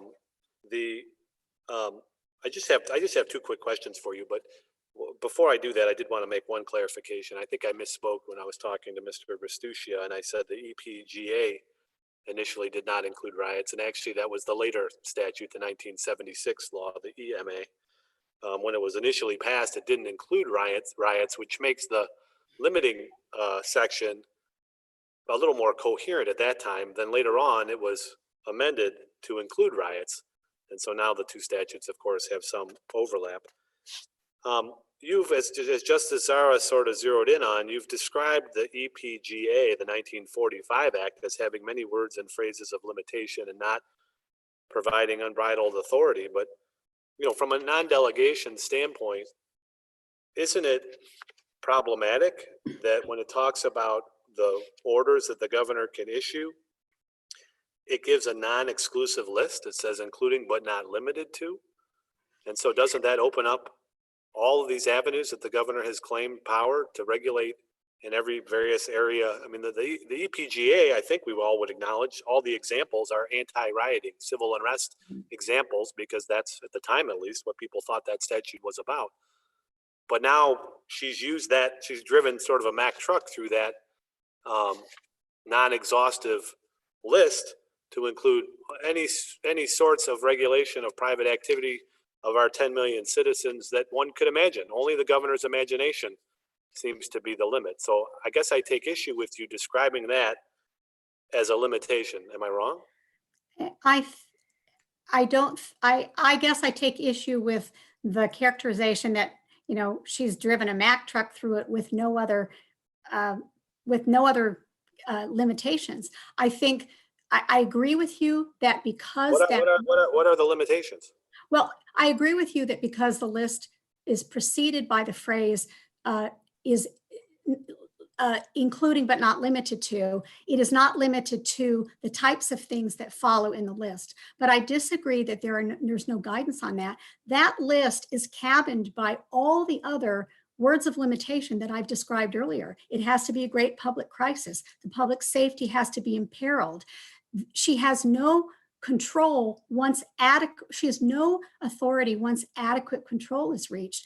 Those are very significant words of limitation that apply also to that list. So she can't do something that's, you know, not listed on that list, but doesn't protect public safety. She can't do something that would be something that we would wait for total control.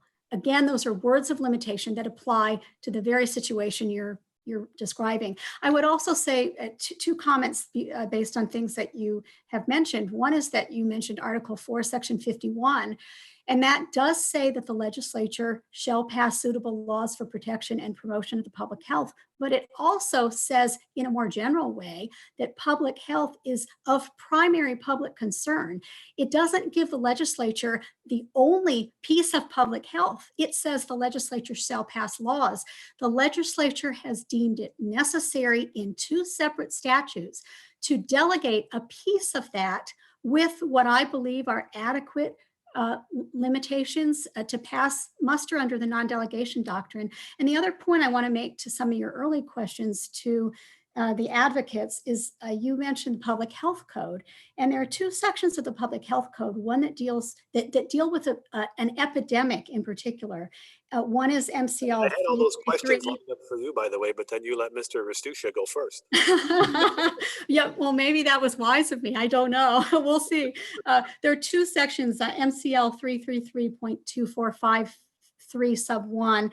That is references epidemics for local health officers, and then MCL 333.22531 also references the director of public health. Both of those use the same language that says emergency procedures shall not be limited to this code.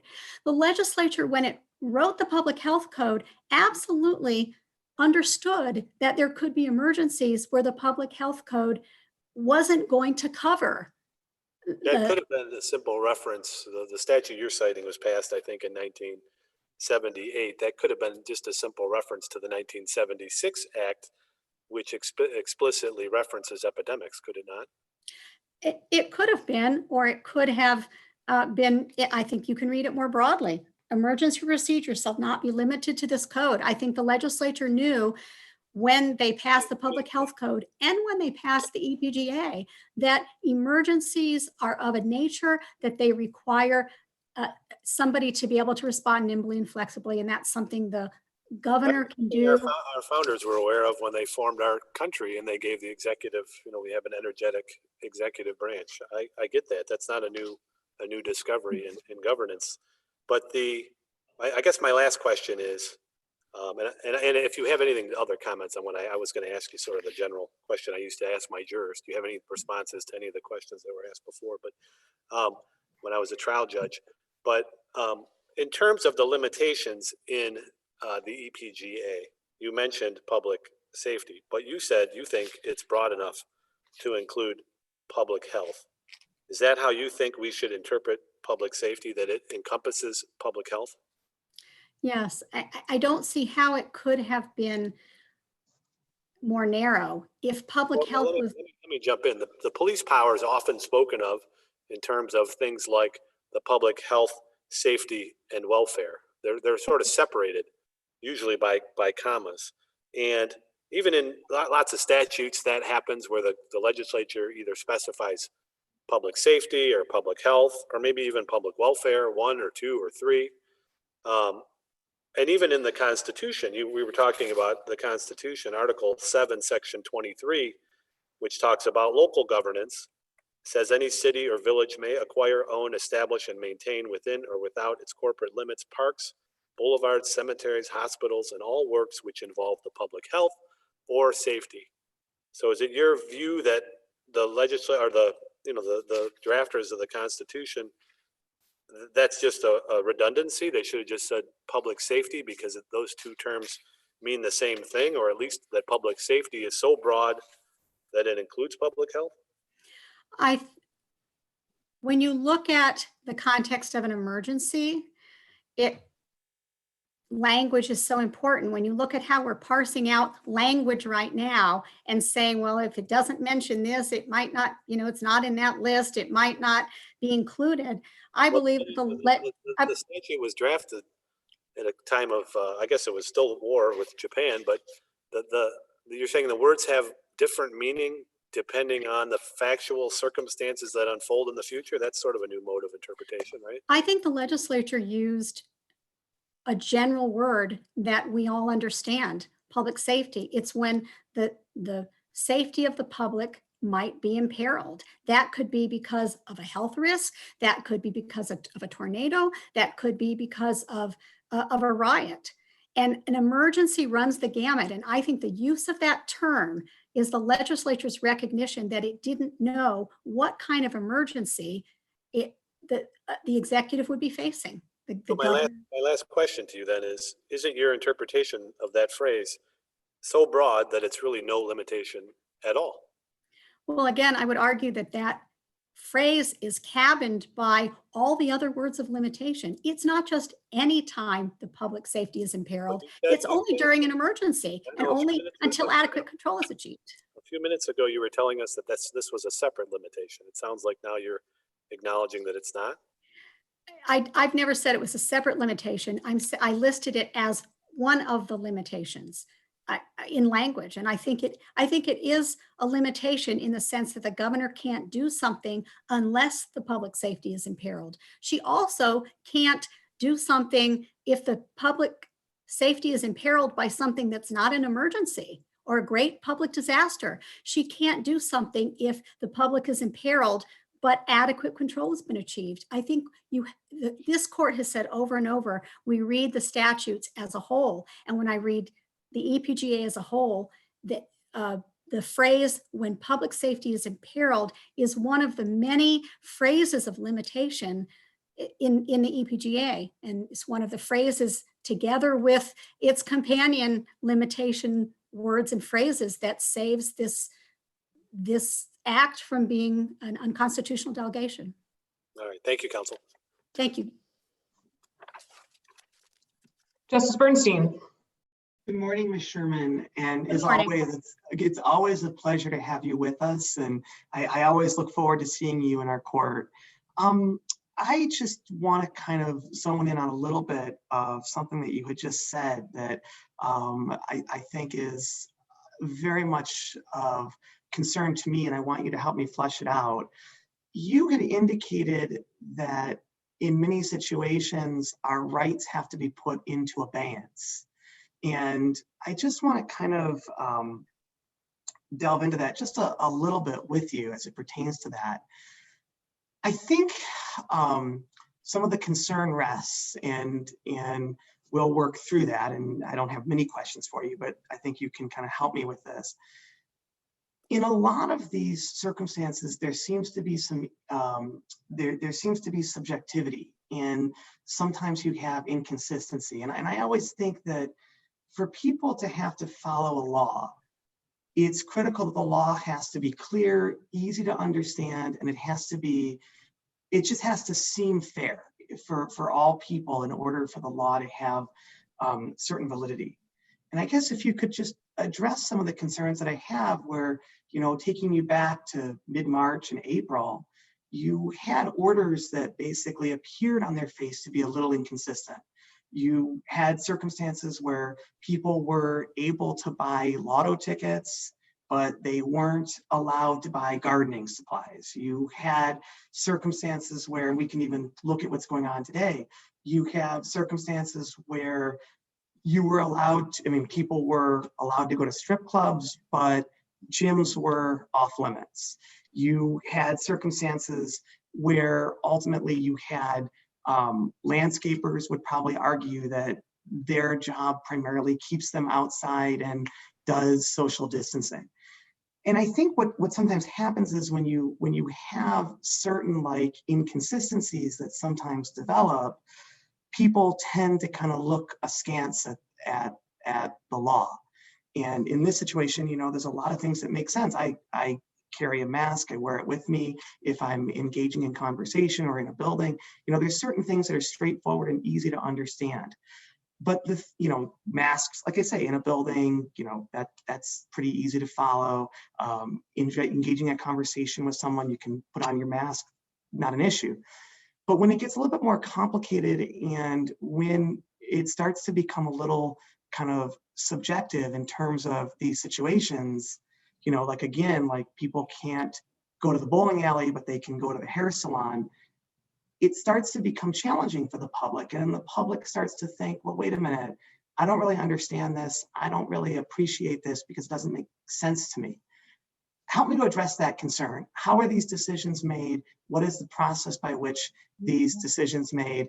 And ultimately, you know, why is it that from your position or perspective, there shouldn't be any oversight to these types of long-term decisions that are put into place?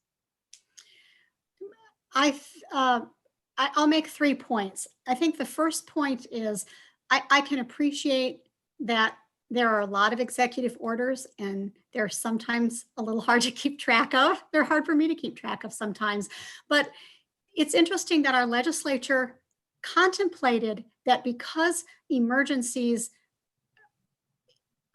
they deal with rapidly changing situations. It's interesting that both the EPGA and the EMA contemplate that the governor will modify or rescind executive orders.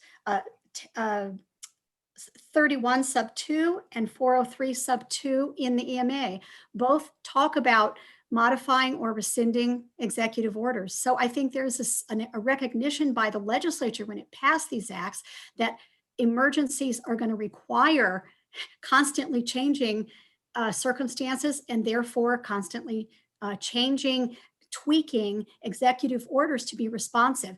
The second point is that how are these done?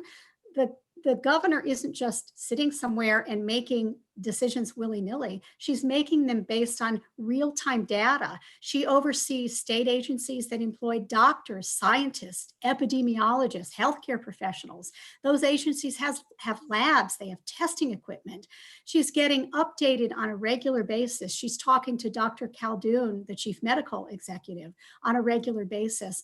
So she's also, she and the state agencies are typically funnels for citizen complaints or citizen comments. She's taking all of that and trying to make decisions based on information that's changing, and she's using real-time data and of course what's going on nationally as well.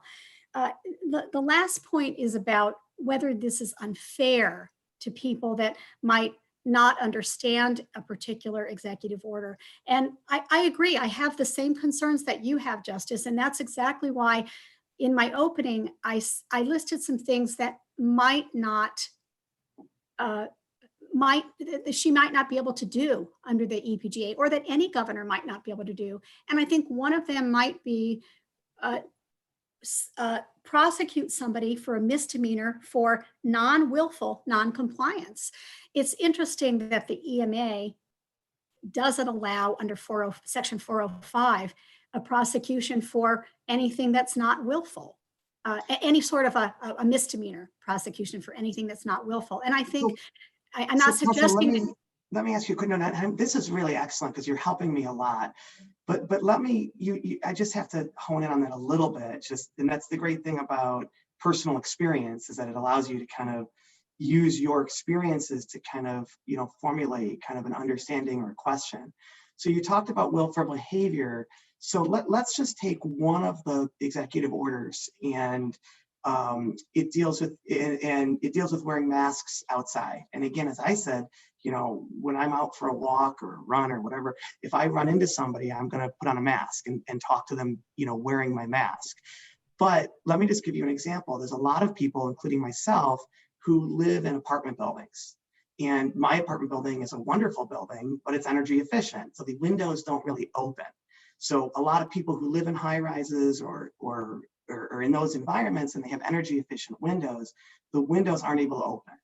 So there's an executive order that requires you to have, and it says that if you go outside, that you have to have a mask on if you come within 6 feet of somebody else. So you're outside, and the order requires that if you come within 6 feet, if someone comes within 6 feet of you and you're outdoors, you have to have a mask on.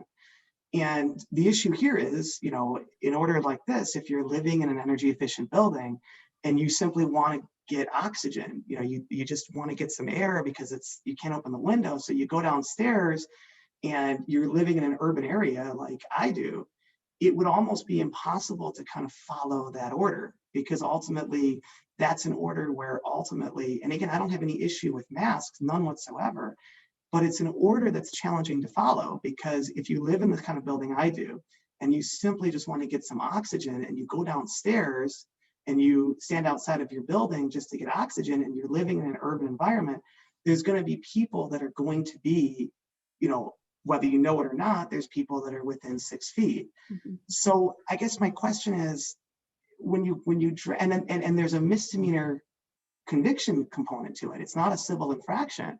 It's a misdemeanor. And if a person gets a misdemeanor, they can't become a lawyer. You have a misdemeanor conviction. You're a criminal. It's not a civil infraction. A misdemeanor, I have a perfectly clean record. There's nothing on it. I don't even have civil infractions because I don't drive. But if I were to go out of my building and want to get some just air and some oxygen, I could be arrested for a misdemeanor, and now I've become a criminal. And I'm a good person, but a misdemeanor conviction on my record, where I don't have a record for obtaining oxygen because of where I live. The question I have is, when you draft these kind of laws and there's no oversight, sometimes what can happen is that people don't always think through the ramifications as they would if there is some oversight to drafting laws that have criminal sanctions to them. Mm-hmm. And I understand the import of a criminal sanction, and I can appreciate that. I think that the scenario you described would fall under non-willful non-compliance. If you have, read the law, you've tried to comply with it, and you can't help the fact that you live in a very crowded building and somebody comes up to you and they're less than 6 feet, I don't believe you would be I don't think you would be prosecuted and ultimately facing misdemeanor charges. I really don't think that a law enforcement officer looking at that situation is probably going to arrest you. And that's where I think this court, either now or as it comes up through these questions come up one by one through the court system, I think courts will be able to decide that under the EPGA, they're not going to levy misdemeanor penalties for non-willful non-compliance. But the problem is, and again, this is my last question, but the problem is that leads us to another issue. Then, are you then drafting laws that have criminal culpability with them and are now saying that these are non-enforceable laws? So what is it? Because as a judge, the way I look at it is, I have to look at it and say, under the way the law is written, I live next to the police station. There should be no reason why, if I go outside to get oxygen, technically I've committed a misdemeanor under the law as it's written. So the question is that where this gets complicated is, it's difficult to say that you can craft a law that either people can follow or they can't follow it. So where are we now? Are these laws that people can follow? Are these laws that people can't follow? And, you know, if your response is that this is now a law that has a criminal component, but you're not going to get arrested for it, then what is it? It's definitely a law that's enforceable. There are criminal penalties, but as you know from your wonderful career as a law and now as a judge, a lot depends on the facts. And I think if you were in a circumstance where you tried to comply with this law, you did everything you could, and you couldn't avoid a situation where you were less than 6 feet from somebody and you then violated the mask rule, I don't think you're probably going to be prosecuted. And that's my point about courts giving particular scrutiny under the EPGA to non-willful non-compliance with the executive orders. Ms. Sherman, thank you so much. And thank you for your answer to my question. Thank you, Justice. Justice Clement. Ms. Sherman, just real quick, if we turn our attention to the EMA and whether or not the governor can terminate and then start a new emergency, you've asked us to say that it would have to be a different emergency. And I guess I'm curious, if we were to go down that road, how do we decide what is the same emergency, what's a different emergency, what rule? And I know that we don't necessarily have to establish a rule, but if we're going to go down that road, what would that look like? Yeah, it is a little bit of a tricky question. I agree. One thing I think certainly is clear from the Attorney General's perspective, and that is the emergency couldn't look exactly like it looked, you know, a minute ago or 5 minutes ago. And that's why the Attorney General has taken the position she's taken in this case. To me, there would have to be enough change circumstances in the conditions on the ground to justify a new emergency. There's nothing in the statute that says there can't be another emergency, a state of emergency or a state of disaster, proclaimed under the EMA. And what I do think is clear is that once the legislature has refused to extend or decided, I shouldn't use the word refuse, but decided not to extend, I think their power is done under that emergency. And so now, in order for the legislature to have any role, there would have to be a new emergency. The 28-day period would have to pass, and then the legislature could decide whether to extend it if that was requested. In terms of what would constitute a new emergency, I think if we had a second wave and the numbers got very bad, perhaps if the public health information changed to a point that the whole way the state is trying to look at this, and the governor has looked at it with real-time data, has changed drastically to the point where we are changing course in terms of what we need to do to protect our hospitals and our healthcare workers, and frankly, to protect lives. So I guess what I would want to see is enough changed circumstances in the conditions on the ground that I think it would justify a declaration of another emergency. Thank you. That's it for me. Justice Kavanaugh. I don't have any questions. Thank you. Thank you, Ms. Sherman. Mr. Bagumstove, are you still here? I am still here. All right, you're up. All right, thank you. And I very much appreciate Chief Justice McCormick and the court taking the time to hear from the House Democratic Caucus, particularly 3 hours into this argument. I have just a few brief introductory remarks, and I'm very happy to take the questions of the justices. And the introductory remark is this. This is a case about the separation of powers, and particularly about the power of the legislature. And the way that this court can protect the powers of the legislature is by enforcing the statutes the legislature adopted according to the text the legislature adopted. My friends on the other side have basically relied on the constitutional avoidance doctrine, and there are two fundamental flaws with that argument. The first is, in order to rely on that doctrine, they have to have some alternative interpretation that is consistent with the statutory text, and there is none. And I want to get to that in a second. And the second is, there's not a constitutional violation here in any event, so there's no non-delegation problem. let me talk about the issue of the interpretation of the statute and the plain language of the statute. So I think it's been widely acknowledged among the justices, at least listening to the questions, that the argument that we can, as Justice Zara said, cut and paste the 28-day timeline from the EMA into the EPGA isn't consistent with the text of either statute. The argument that Mr. Williams makes as an amicus that the EPGA is merely local has no textual support in the statute, as the Court of Appeals explained. A lot more time was spent on Justice Viviano's theory, which is the when public safety requires or when public safety is imperiled under the EPGA. And I want to say a couple of things about that. First of all, that language is a limitation on the governor's power. The question is what limitation it imposes on the governor's power. And the plain, ordinary meaning of public safety is safety of the public. Well, we know who the public is. What's safety? Look, we haven't briefed this issue because it wasn't in the briefing, but the ordinary definition of safety is being protected from danger or risk or injury. On that plain, ordinary language definition of public safety, COVID-19 by far is a massive threat to the public safety. Public safety is imperiled. So again, the question isn't, is this a limitation? The question is, what does it mean? Justice Viviano, in your questions, Your Honor, you suggested the hypothesis that what public safety is essentially a term of art that is contradistinguished from public health in the law. Public safety is about law enforcement, public health is about health. And I would submit a couple of things about that. First of all, there's no basis for that interpretation, certainly in the briefing of the interveners in the legislature's case. All that shows, that doesn't show that there are these two categories, public health and public safety, and if there's one, there's not the other. What that shows is that there were a lot of statutes about local public health authority pre-1945, which we acknowledge.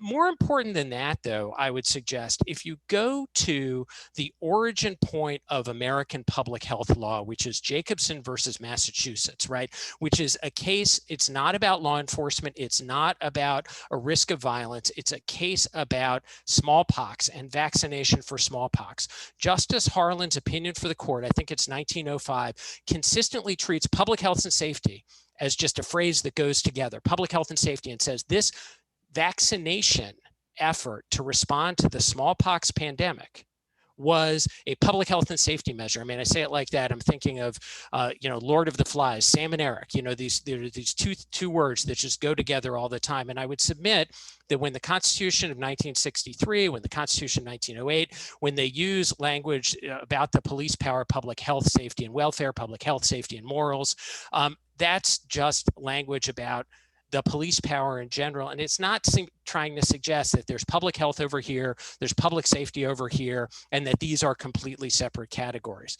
It's also clear from the statutory language, from the context in which the when public safety is imperiled language is used in the EPGA, that when public safety is imperiled doesn't use an unduly narrow definition of public safety that excludes risks to safety from pandemics or risks to safety from other than law enforcement things, right? Because that language in the sentence in 10.31.1 modifies times of great public crisis, disaster, rioting, or catastrophe, right? And sure, a rioting threatens how does rioting threaten public safety? Through law enforcement type means.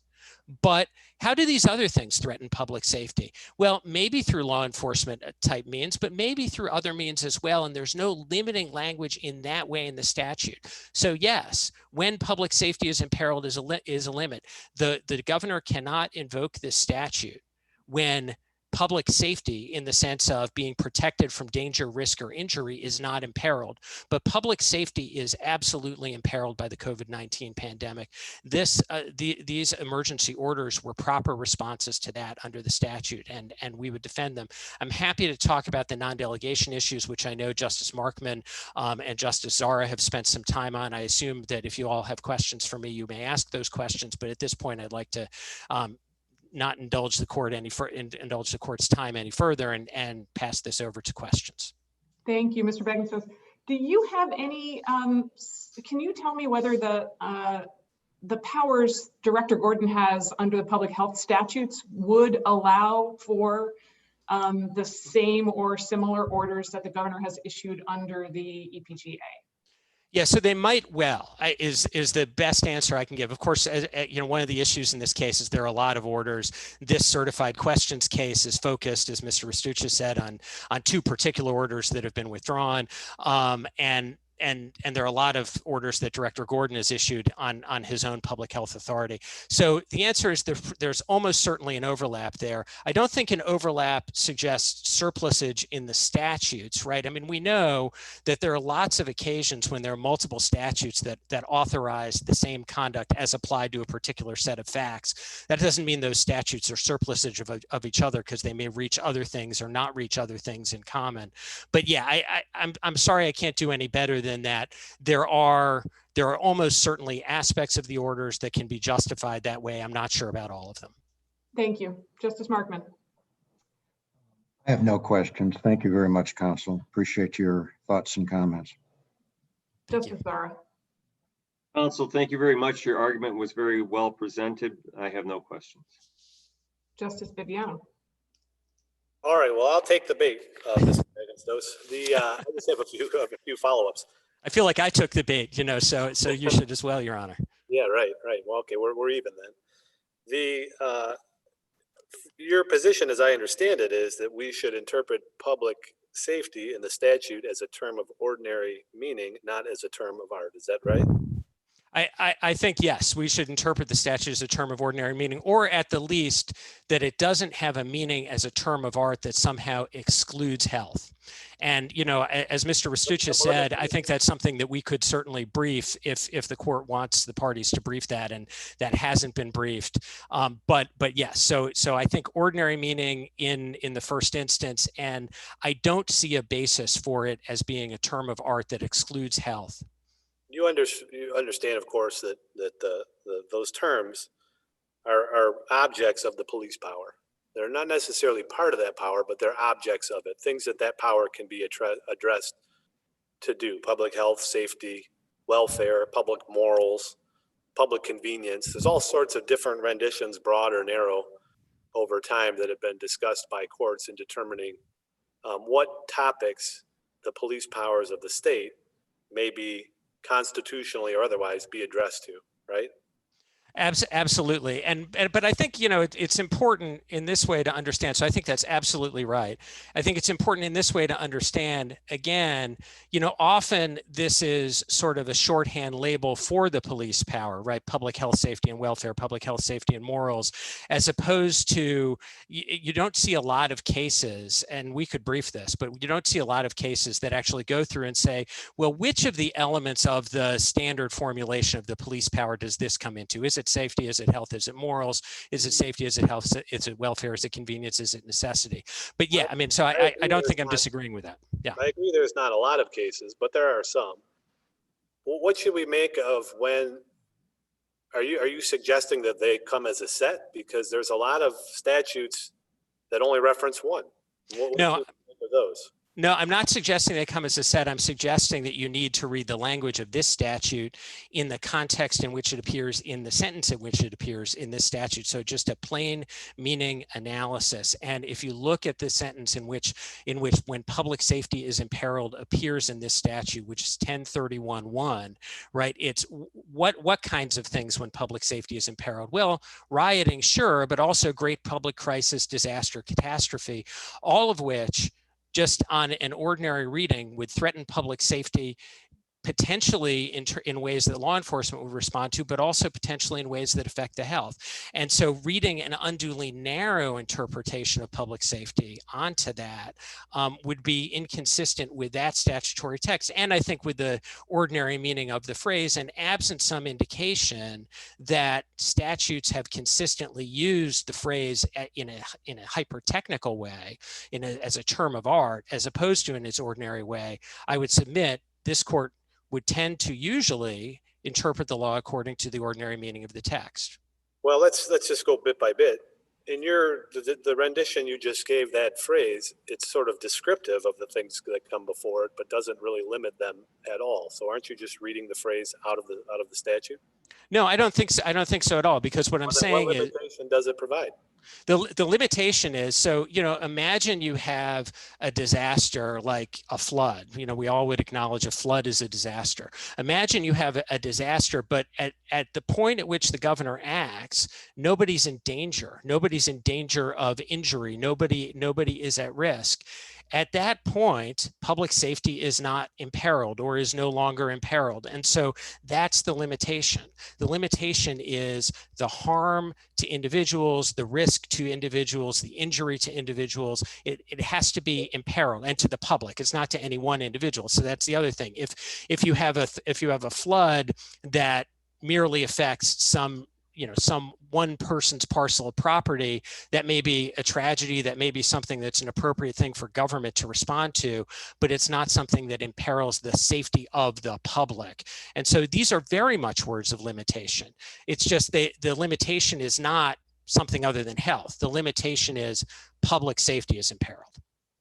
So if there was a flood in the middle of a forest that was 1,000 miles away from where anyone lived, the legislator wanted to make it sure that the governor didn't declare that an emergency. That's what that phrase was there for. I mean, I think I've offered a number of possible examples where the governor's authority wouldn't run. I mean, yes, that's one. The tree falls in the forest, no one's there to hear it is definitely one of those examples, but it's certainly not the only one that's excluded here. I mean, again, I actually think the crucial piece of that is more, I mean, the crucial piece of it, which may bite in this case down the line, although not today, is when public safety is imperiled. Of course, when is also a temporal term. And so in response to Ms. Murphy's argument on the other side that this is a power that extends forever, and I heard Justice Clement asking some questions about that, what's the limitation? Even Justice Bernstein asked some questions about that as well. Well, part of the limitation is at some point, we're no longer in a situation when public safety is imperiled. And if public safety is no longer imperiled, then the governor's power is over. It's not a calendar-based durational limitation. It's a durational limitation based on when public safety is imperiled. And that is very much a limitation in the statute, which keeps this from being a power that can be exercised forever. And to the extent the governor, seeks to... It turns out not to be much of a limitation in real life, though, right? The governor mentioned this morning, I think, made a public comment that we're still in the early stages of our response to COVID. So this could go on for years. Well, if this goes on for years, I mean, I think there would be a very good argument that people would have in this court, not a facial argument like the one that's been presented to this court, but an as-applied argument that at that point, and even well before this goes on for years, that public safety is no longer imperiled. This is the predicate for this emergency authority no longer exists. I mean, I think you have to take the political statements of the governor about her plans about how to deal with this somewhat differently than the legal questions before this court, which, I mean, the one legal question before this court is essentially the facial validity of the governor's actions post April 30th. And I, at some point, this emergency will end, and at some point public safety will not be imperiled anymore. But we are still in the early stages of this. This is a pandemic that has killed, close to 200,000 people nationwide, over 6,000 people in this state. It's a pandemic that continues to grow and spread around the country. Because of the genius of American federalism, states can't impose travel barriers with other states so easily. So the fact that we've done pretty well in this state managing it when we have increases in other parts of the Midwest actually provides somewhat cold comfort at the moment. That we're still in the midst of managing this, but I would definitely agree, and I think it's the position we articulate in our brief, that there's a point where public safety is no longer imperiled and the predicate for this emergency authority is gone, or the other limitations in the statutes, the reasonableness and necessity limitations in the statute, are no longer satisfied. But here. You referenced Jacobson, and I think there's some interesting language in that case. And in one of our early cases, the Hill case from 1923, where the court was considering whether vaccination of children could be required before they could attend school, right here in the city of Lansing, and where I'm sitting today.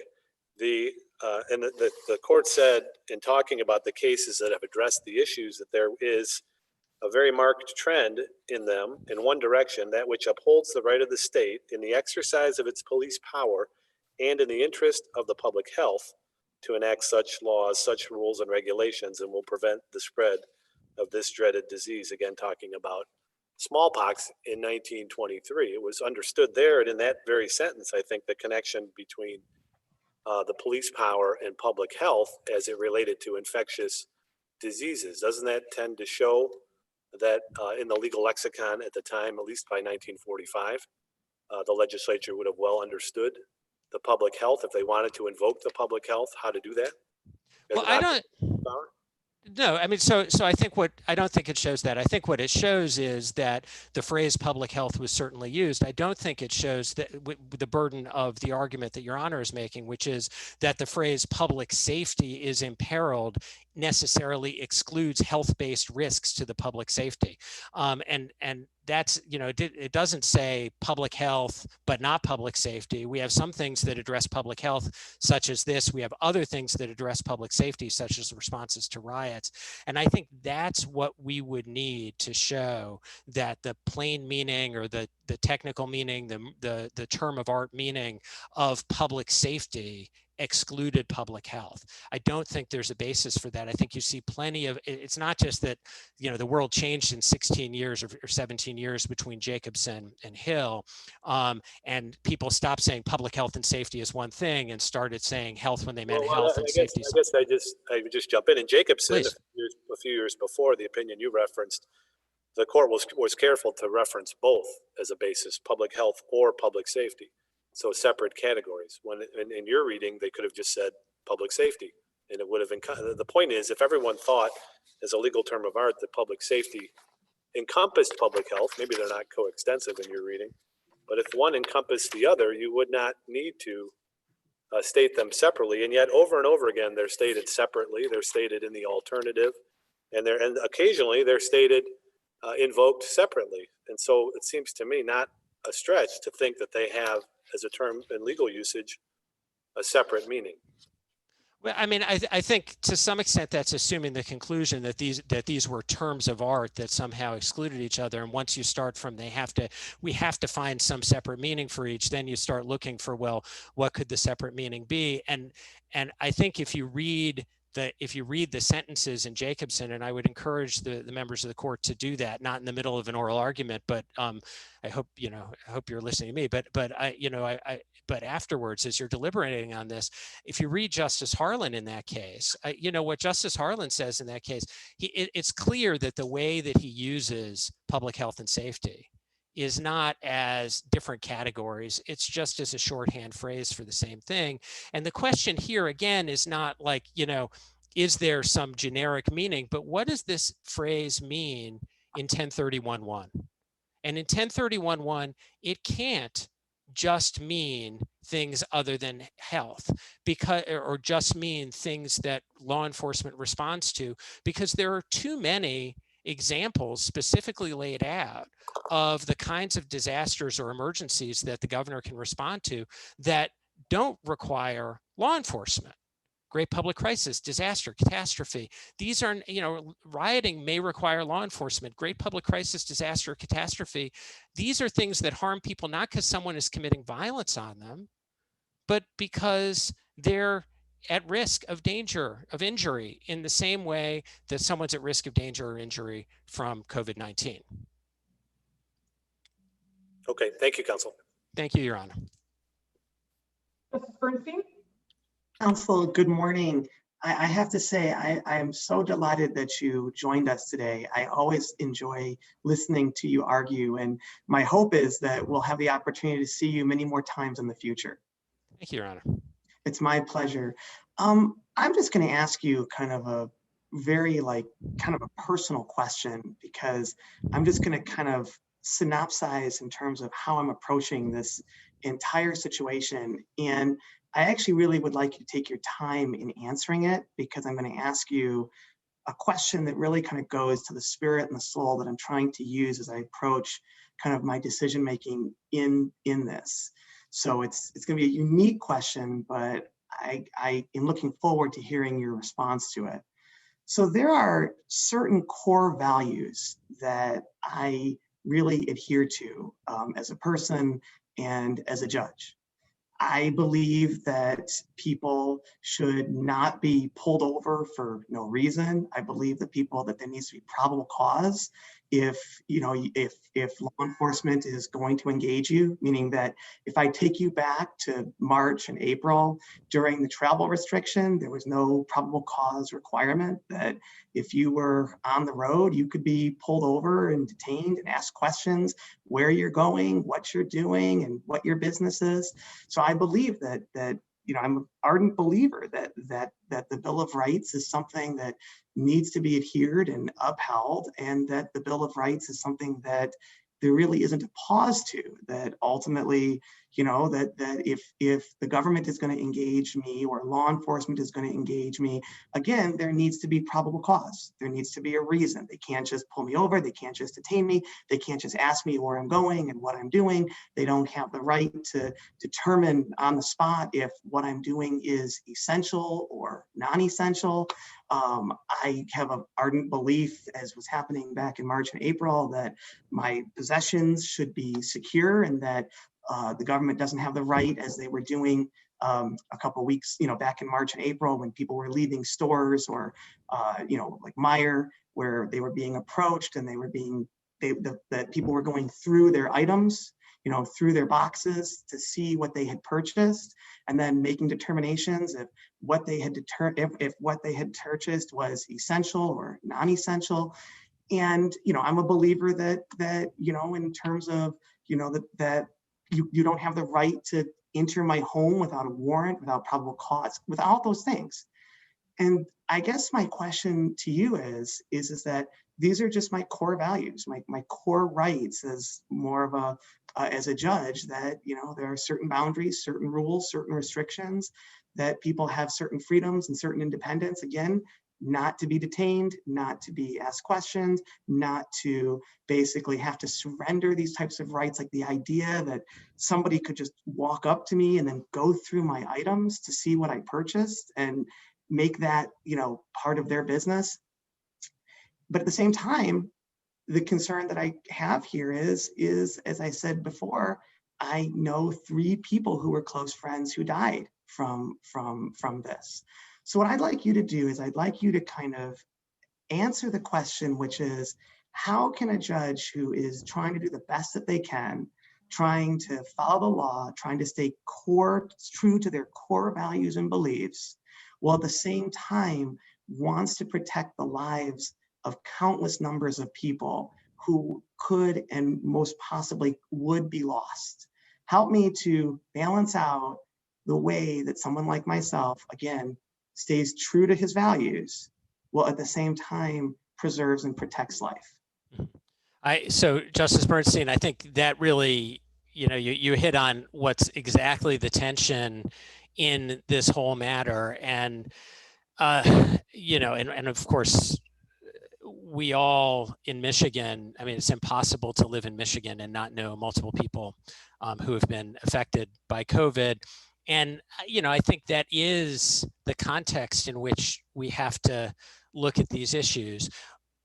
One of the things that we have said in our briefs from the beginning, in this case, in the legislature's case, is that challenges that any of the orders, whether as issued or as applied, violate Bill of Rights provisions, have to be available. And I think that's very important. Now, there are going to be difficult questions probably about how you apply those Bill of Rights provisions, particularly when we're talking about, responding to an acute public health threat. But, that the idea that this is a law-free zone, and I talked about Jacobson a little bit when I was responding to Justice Viviano. There are a couple of different ways you can read Jacobson. One way some people have read Jacobson is essentially, in pandemic times, the government can do what it wants. I don't think that's the best reading of Jacobson, and I don't think that's the reading that this court should adopt ultimately anyway. I think that there's an important role for constitutional rights, for Fourth Amendment rights of freedom in your person, in your house, from search and seizure, Fifth Amendment rights with regard to private property and your ownership and use of it. All of that is very important. And of course, all of the state law equivalents and elaborations and expansions on those federal rights. All that's really important and needs to be protected. It's also true that the reason that people get together in a government is to do things collectively that they can't do individually. And responding to a contagious disease, a deadly contagious disease, is one of the things people can't do individually. It needs a collective response. And one of the reasons why we have emergency powers laws is because sometimes it needs a quick response. And at that point, I mean, there are checks in the courts. I don't think the right check is a facial challenge to the governor's authority to issue emergency orders after April 30th, which is what this case is. But challenges in court to whether people's constitutional rights were violated are really important and need to be pursued. Challenges to whether particular orders or orders issued at particular times go beyond the authorizations in the statutes, right? Those are very important. I think the way that a judge like Your Honor can be consistent to your values is to leave to the political process the basic questions of how we respond to emergencies, while recognizing the courts are an important backstop in making sure that the political process acts according to law. Just like outside of a pandemic, the stakes are really high here, but I think fundamentally it's the same kinds of questions you'd be asking.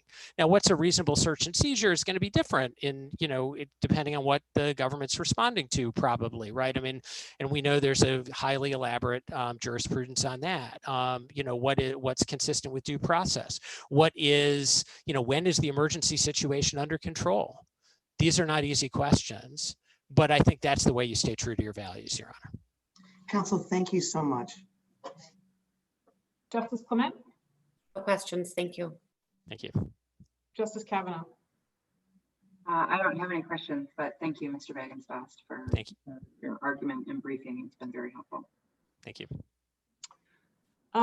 Thank you, counsel. I think now, Ms. Murphy, we're going to go back to you because so much has taken place since we heard from you, and I'm just going to see if you have a brief rebuttal to anything that's been argued.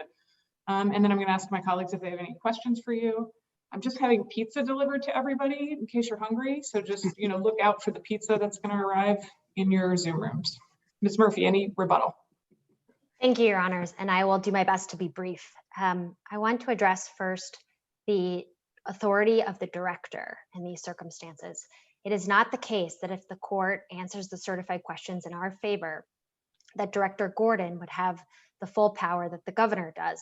Under the EPGA, as the governor reads it, that's the entire police power of the state without time limit. The statutory authority under which the director acts has limits.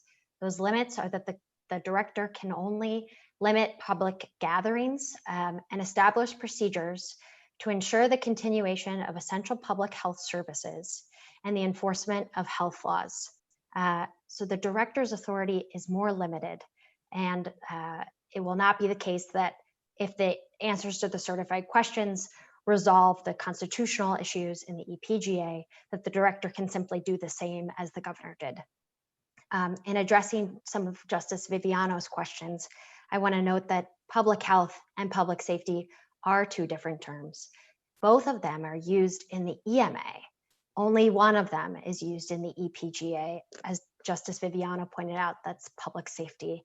And we would be supportive of a reading of the statute of the EPGA that recognizes that that statute was geared toward public safety issues, not public health issues. The governor raised concerns about, and some of the other amici did as well, about mootness and sovereign immunity issues. These questions that the federal court addressed and resolved in favor of the plaintiffs. That's why this case is before this court. The court determined that those did not prevent the court from ruling on the issues, but the answers to the certified questions were better answered by this court. And so if this court does not exercise its discretion to answer those questions, the federal district court will, and the issues of friction generating error, the possibility of the federal court and the state Supreme Court disagreeing on the EPGA scope and the constitutionality of that statute, those risks would be present.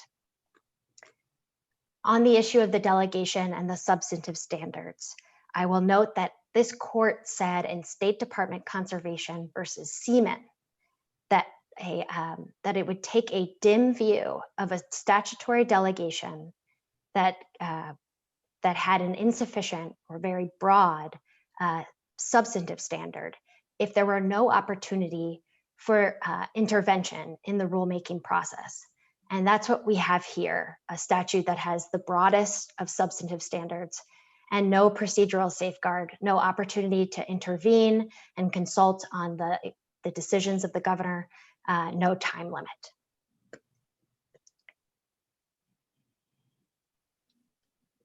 I'll note quickly that the governor's Safe Start plan is the 6-phase plan in which the governor's emergency powers would continue through phase 6. It's clear that the governor contemplates continuing to put into place procedures during phase 6 when there's high uptake of an effective vaccine. And for the reasons that Justice Bernstein mentioned, that could be months, if not years away, given the difficulty with distribution of a vaccine and with achieving sufficient immunity. I want to also note that the governor says that her emergency powers would continue to address every economic and fiscal harm of the pandemic. So it's not simply about the dangers associated with COVID-19. The governor says her emergency powers continue until every fiscal harm, every economic harm has been neutralized. That's another reason why, given the governor's broad reading of the EPGA, we're in this separation of powers situation, this struggle, where the governor is attempting to perpetuate an emergency until she determines that the emergency is over. And that leads to one other point, which is that the judicial review in this case on an individualized basis would come slowly and would certainly mean that certain constitutional liberties of the people are irrevocably denied in the process. Judicial review would involve great deference to the governor. These are reasons why it makes all the more sense for there to be a procedural safeguard at the outset so that the governor is not operating under an indefinite and very broad executive power. Finally, I just want to note that the court indeed has discretion in determining whether to answer these certified questions. We would ask that the court do exercise its discretion in this case. The federal district court has asked for a resolution of these answers. The plaintiffs have, and 10 million Michiganders' constitutional rights depend on it. The governor is duty-bound, the court is duty-bound to avoid a constitutional question. And we've given the court 3 possible readings. Justice Viviano has prepared even a 4th. If none of those readings suffice, then this court does have to take into account that there is a delegation of the entire police power of the state given to the governor. And under the governor's reading of the EPGA, that power would have no time limit. For these reasons, we would ask the court to resolve the certified questions in favor of the plaintiffs. Thank you. Thank you, Ms. Murphy. Justice Markman, do you have any questions for Ms. Murphy? No, thank you, Ms. Murphy. Justice Zara? No, I thank Ms. Murphy and all counsel for their contributions today. Justice Viviano? No questions, and I second Justice Zara. Justice Bernstein? No questions, but thank you for coming. Justice Clement? No questions. And Justice Kavanaugh? I have none. I want to also second Justice Zara's thanks and everyone else's thanks. You all did a tremendous job and were incredibly patient, and we're grateful for that. It's a good thing we only had one case set today. The case will be submitted. Thank you all. Thank you.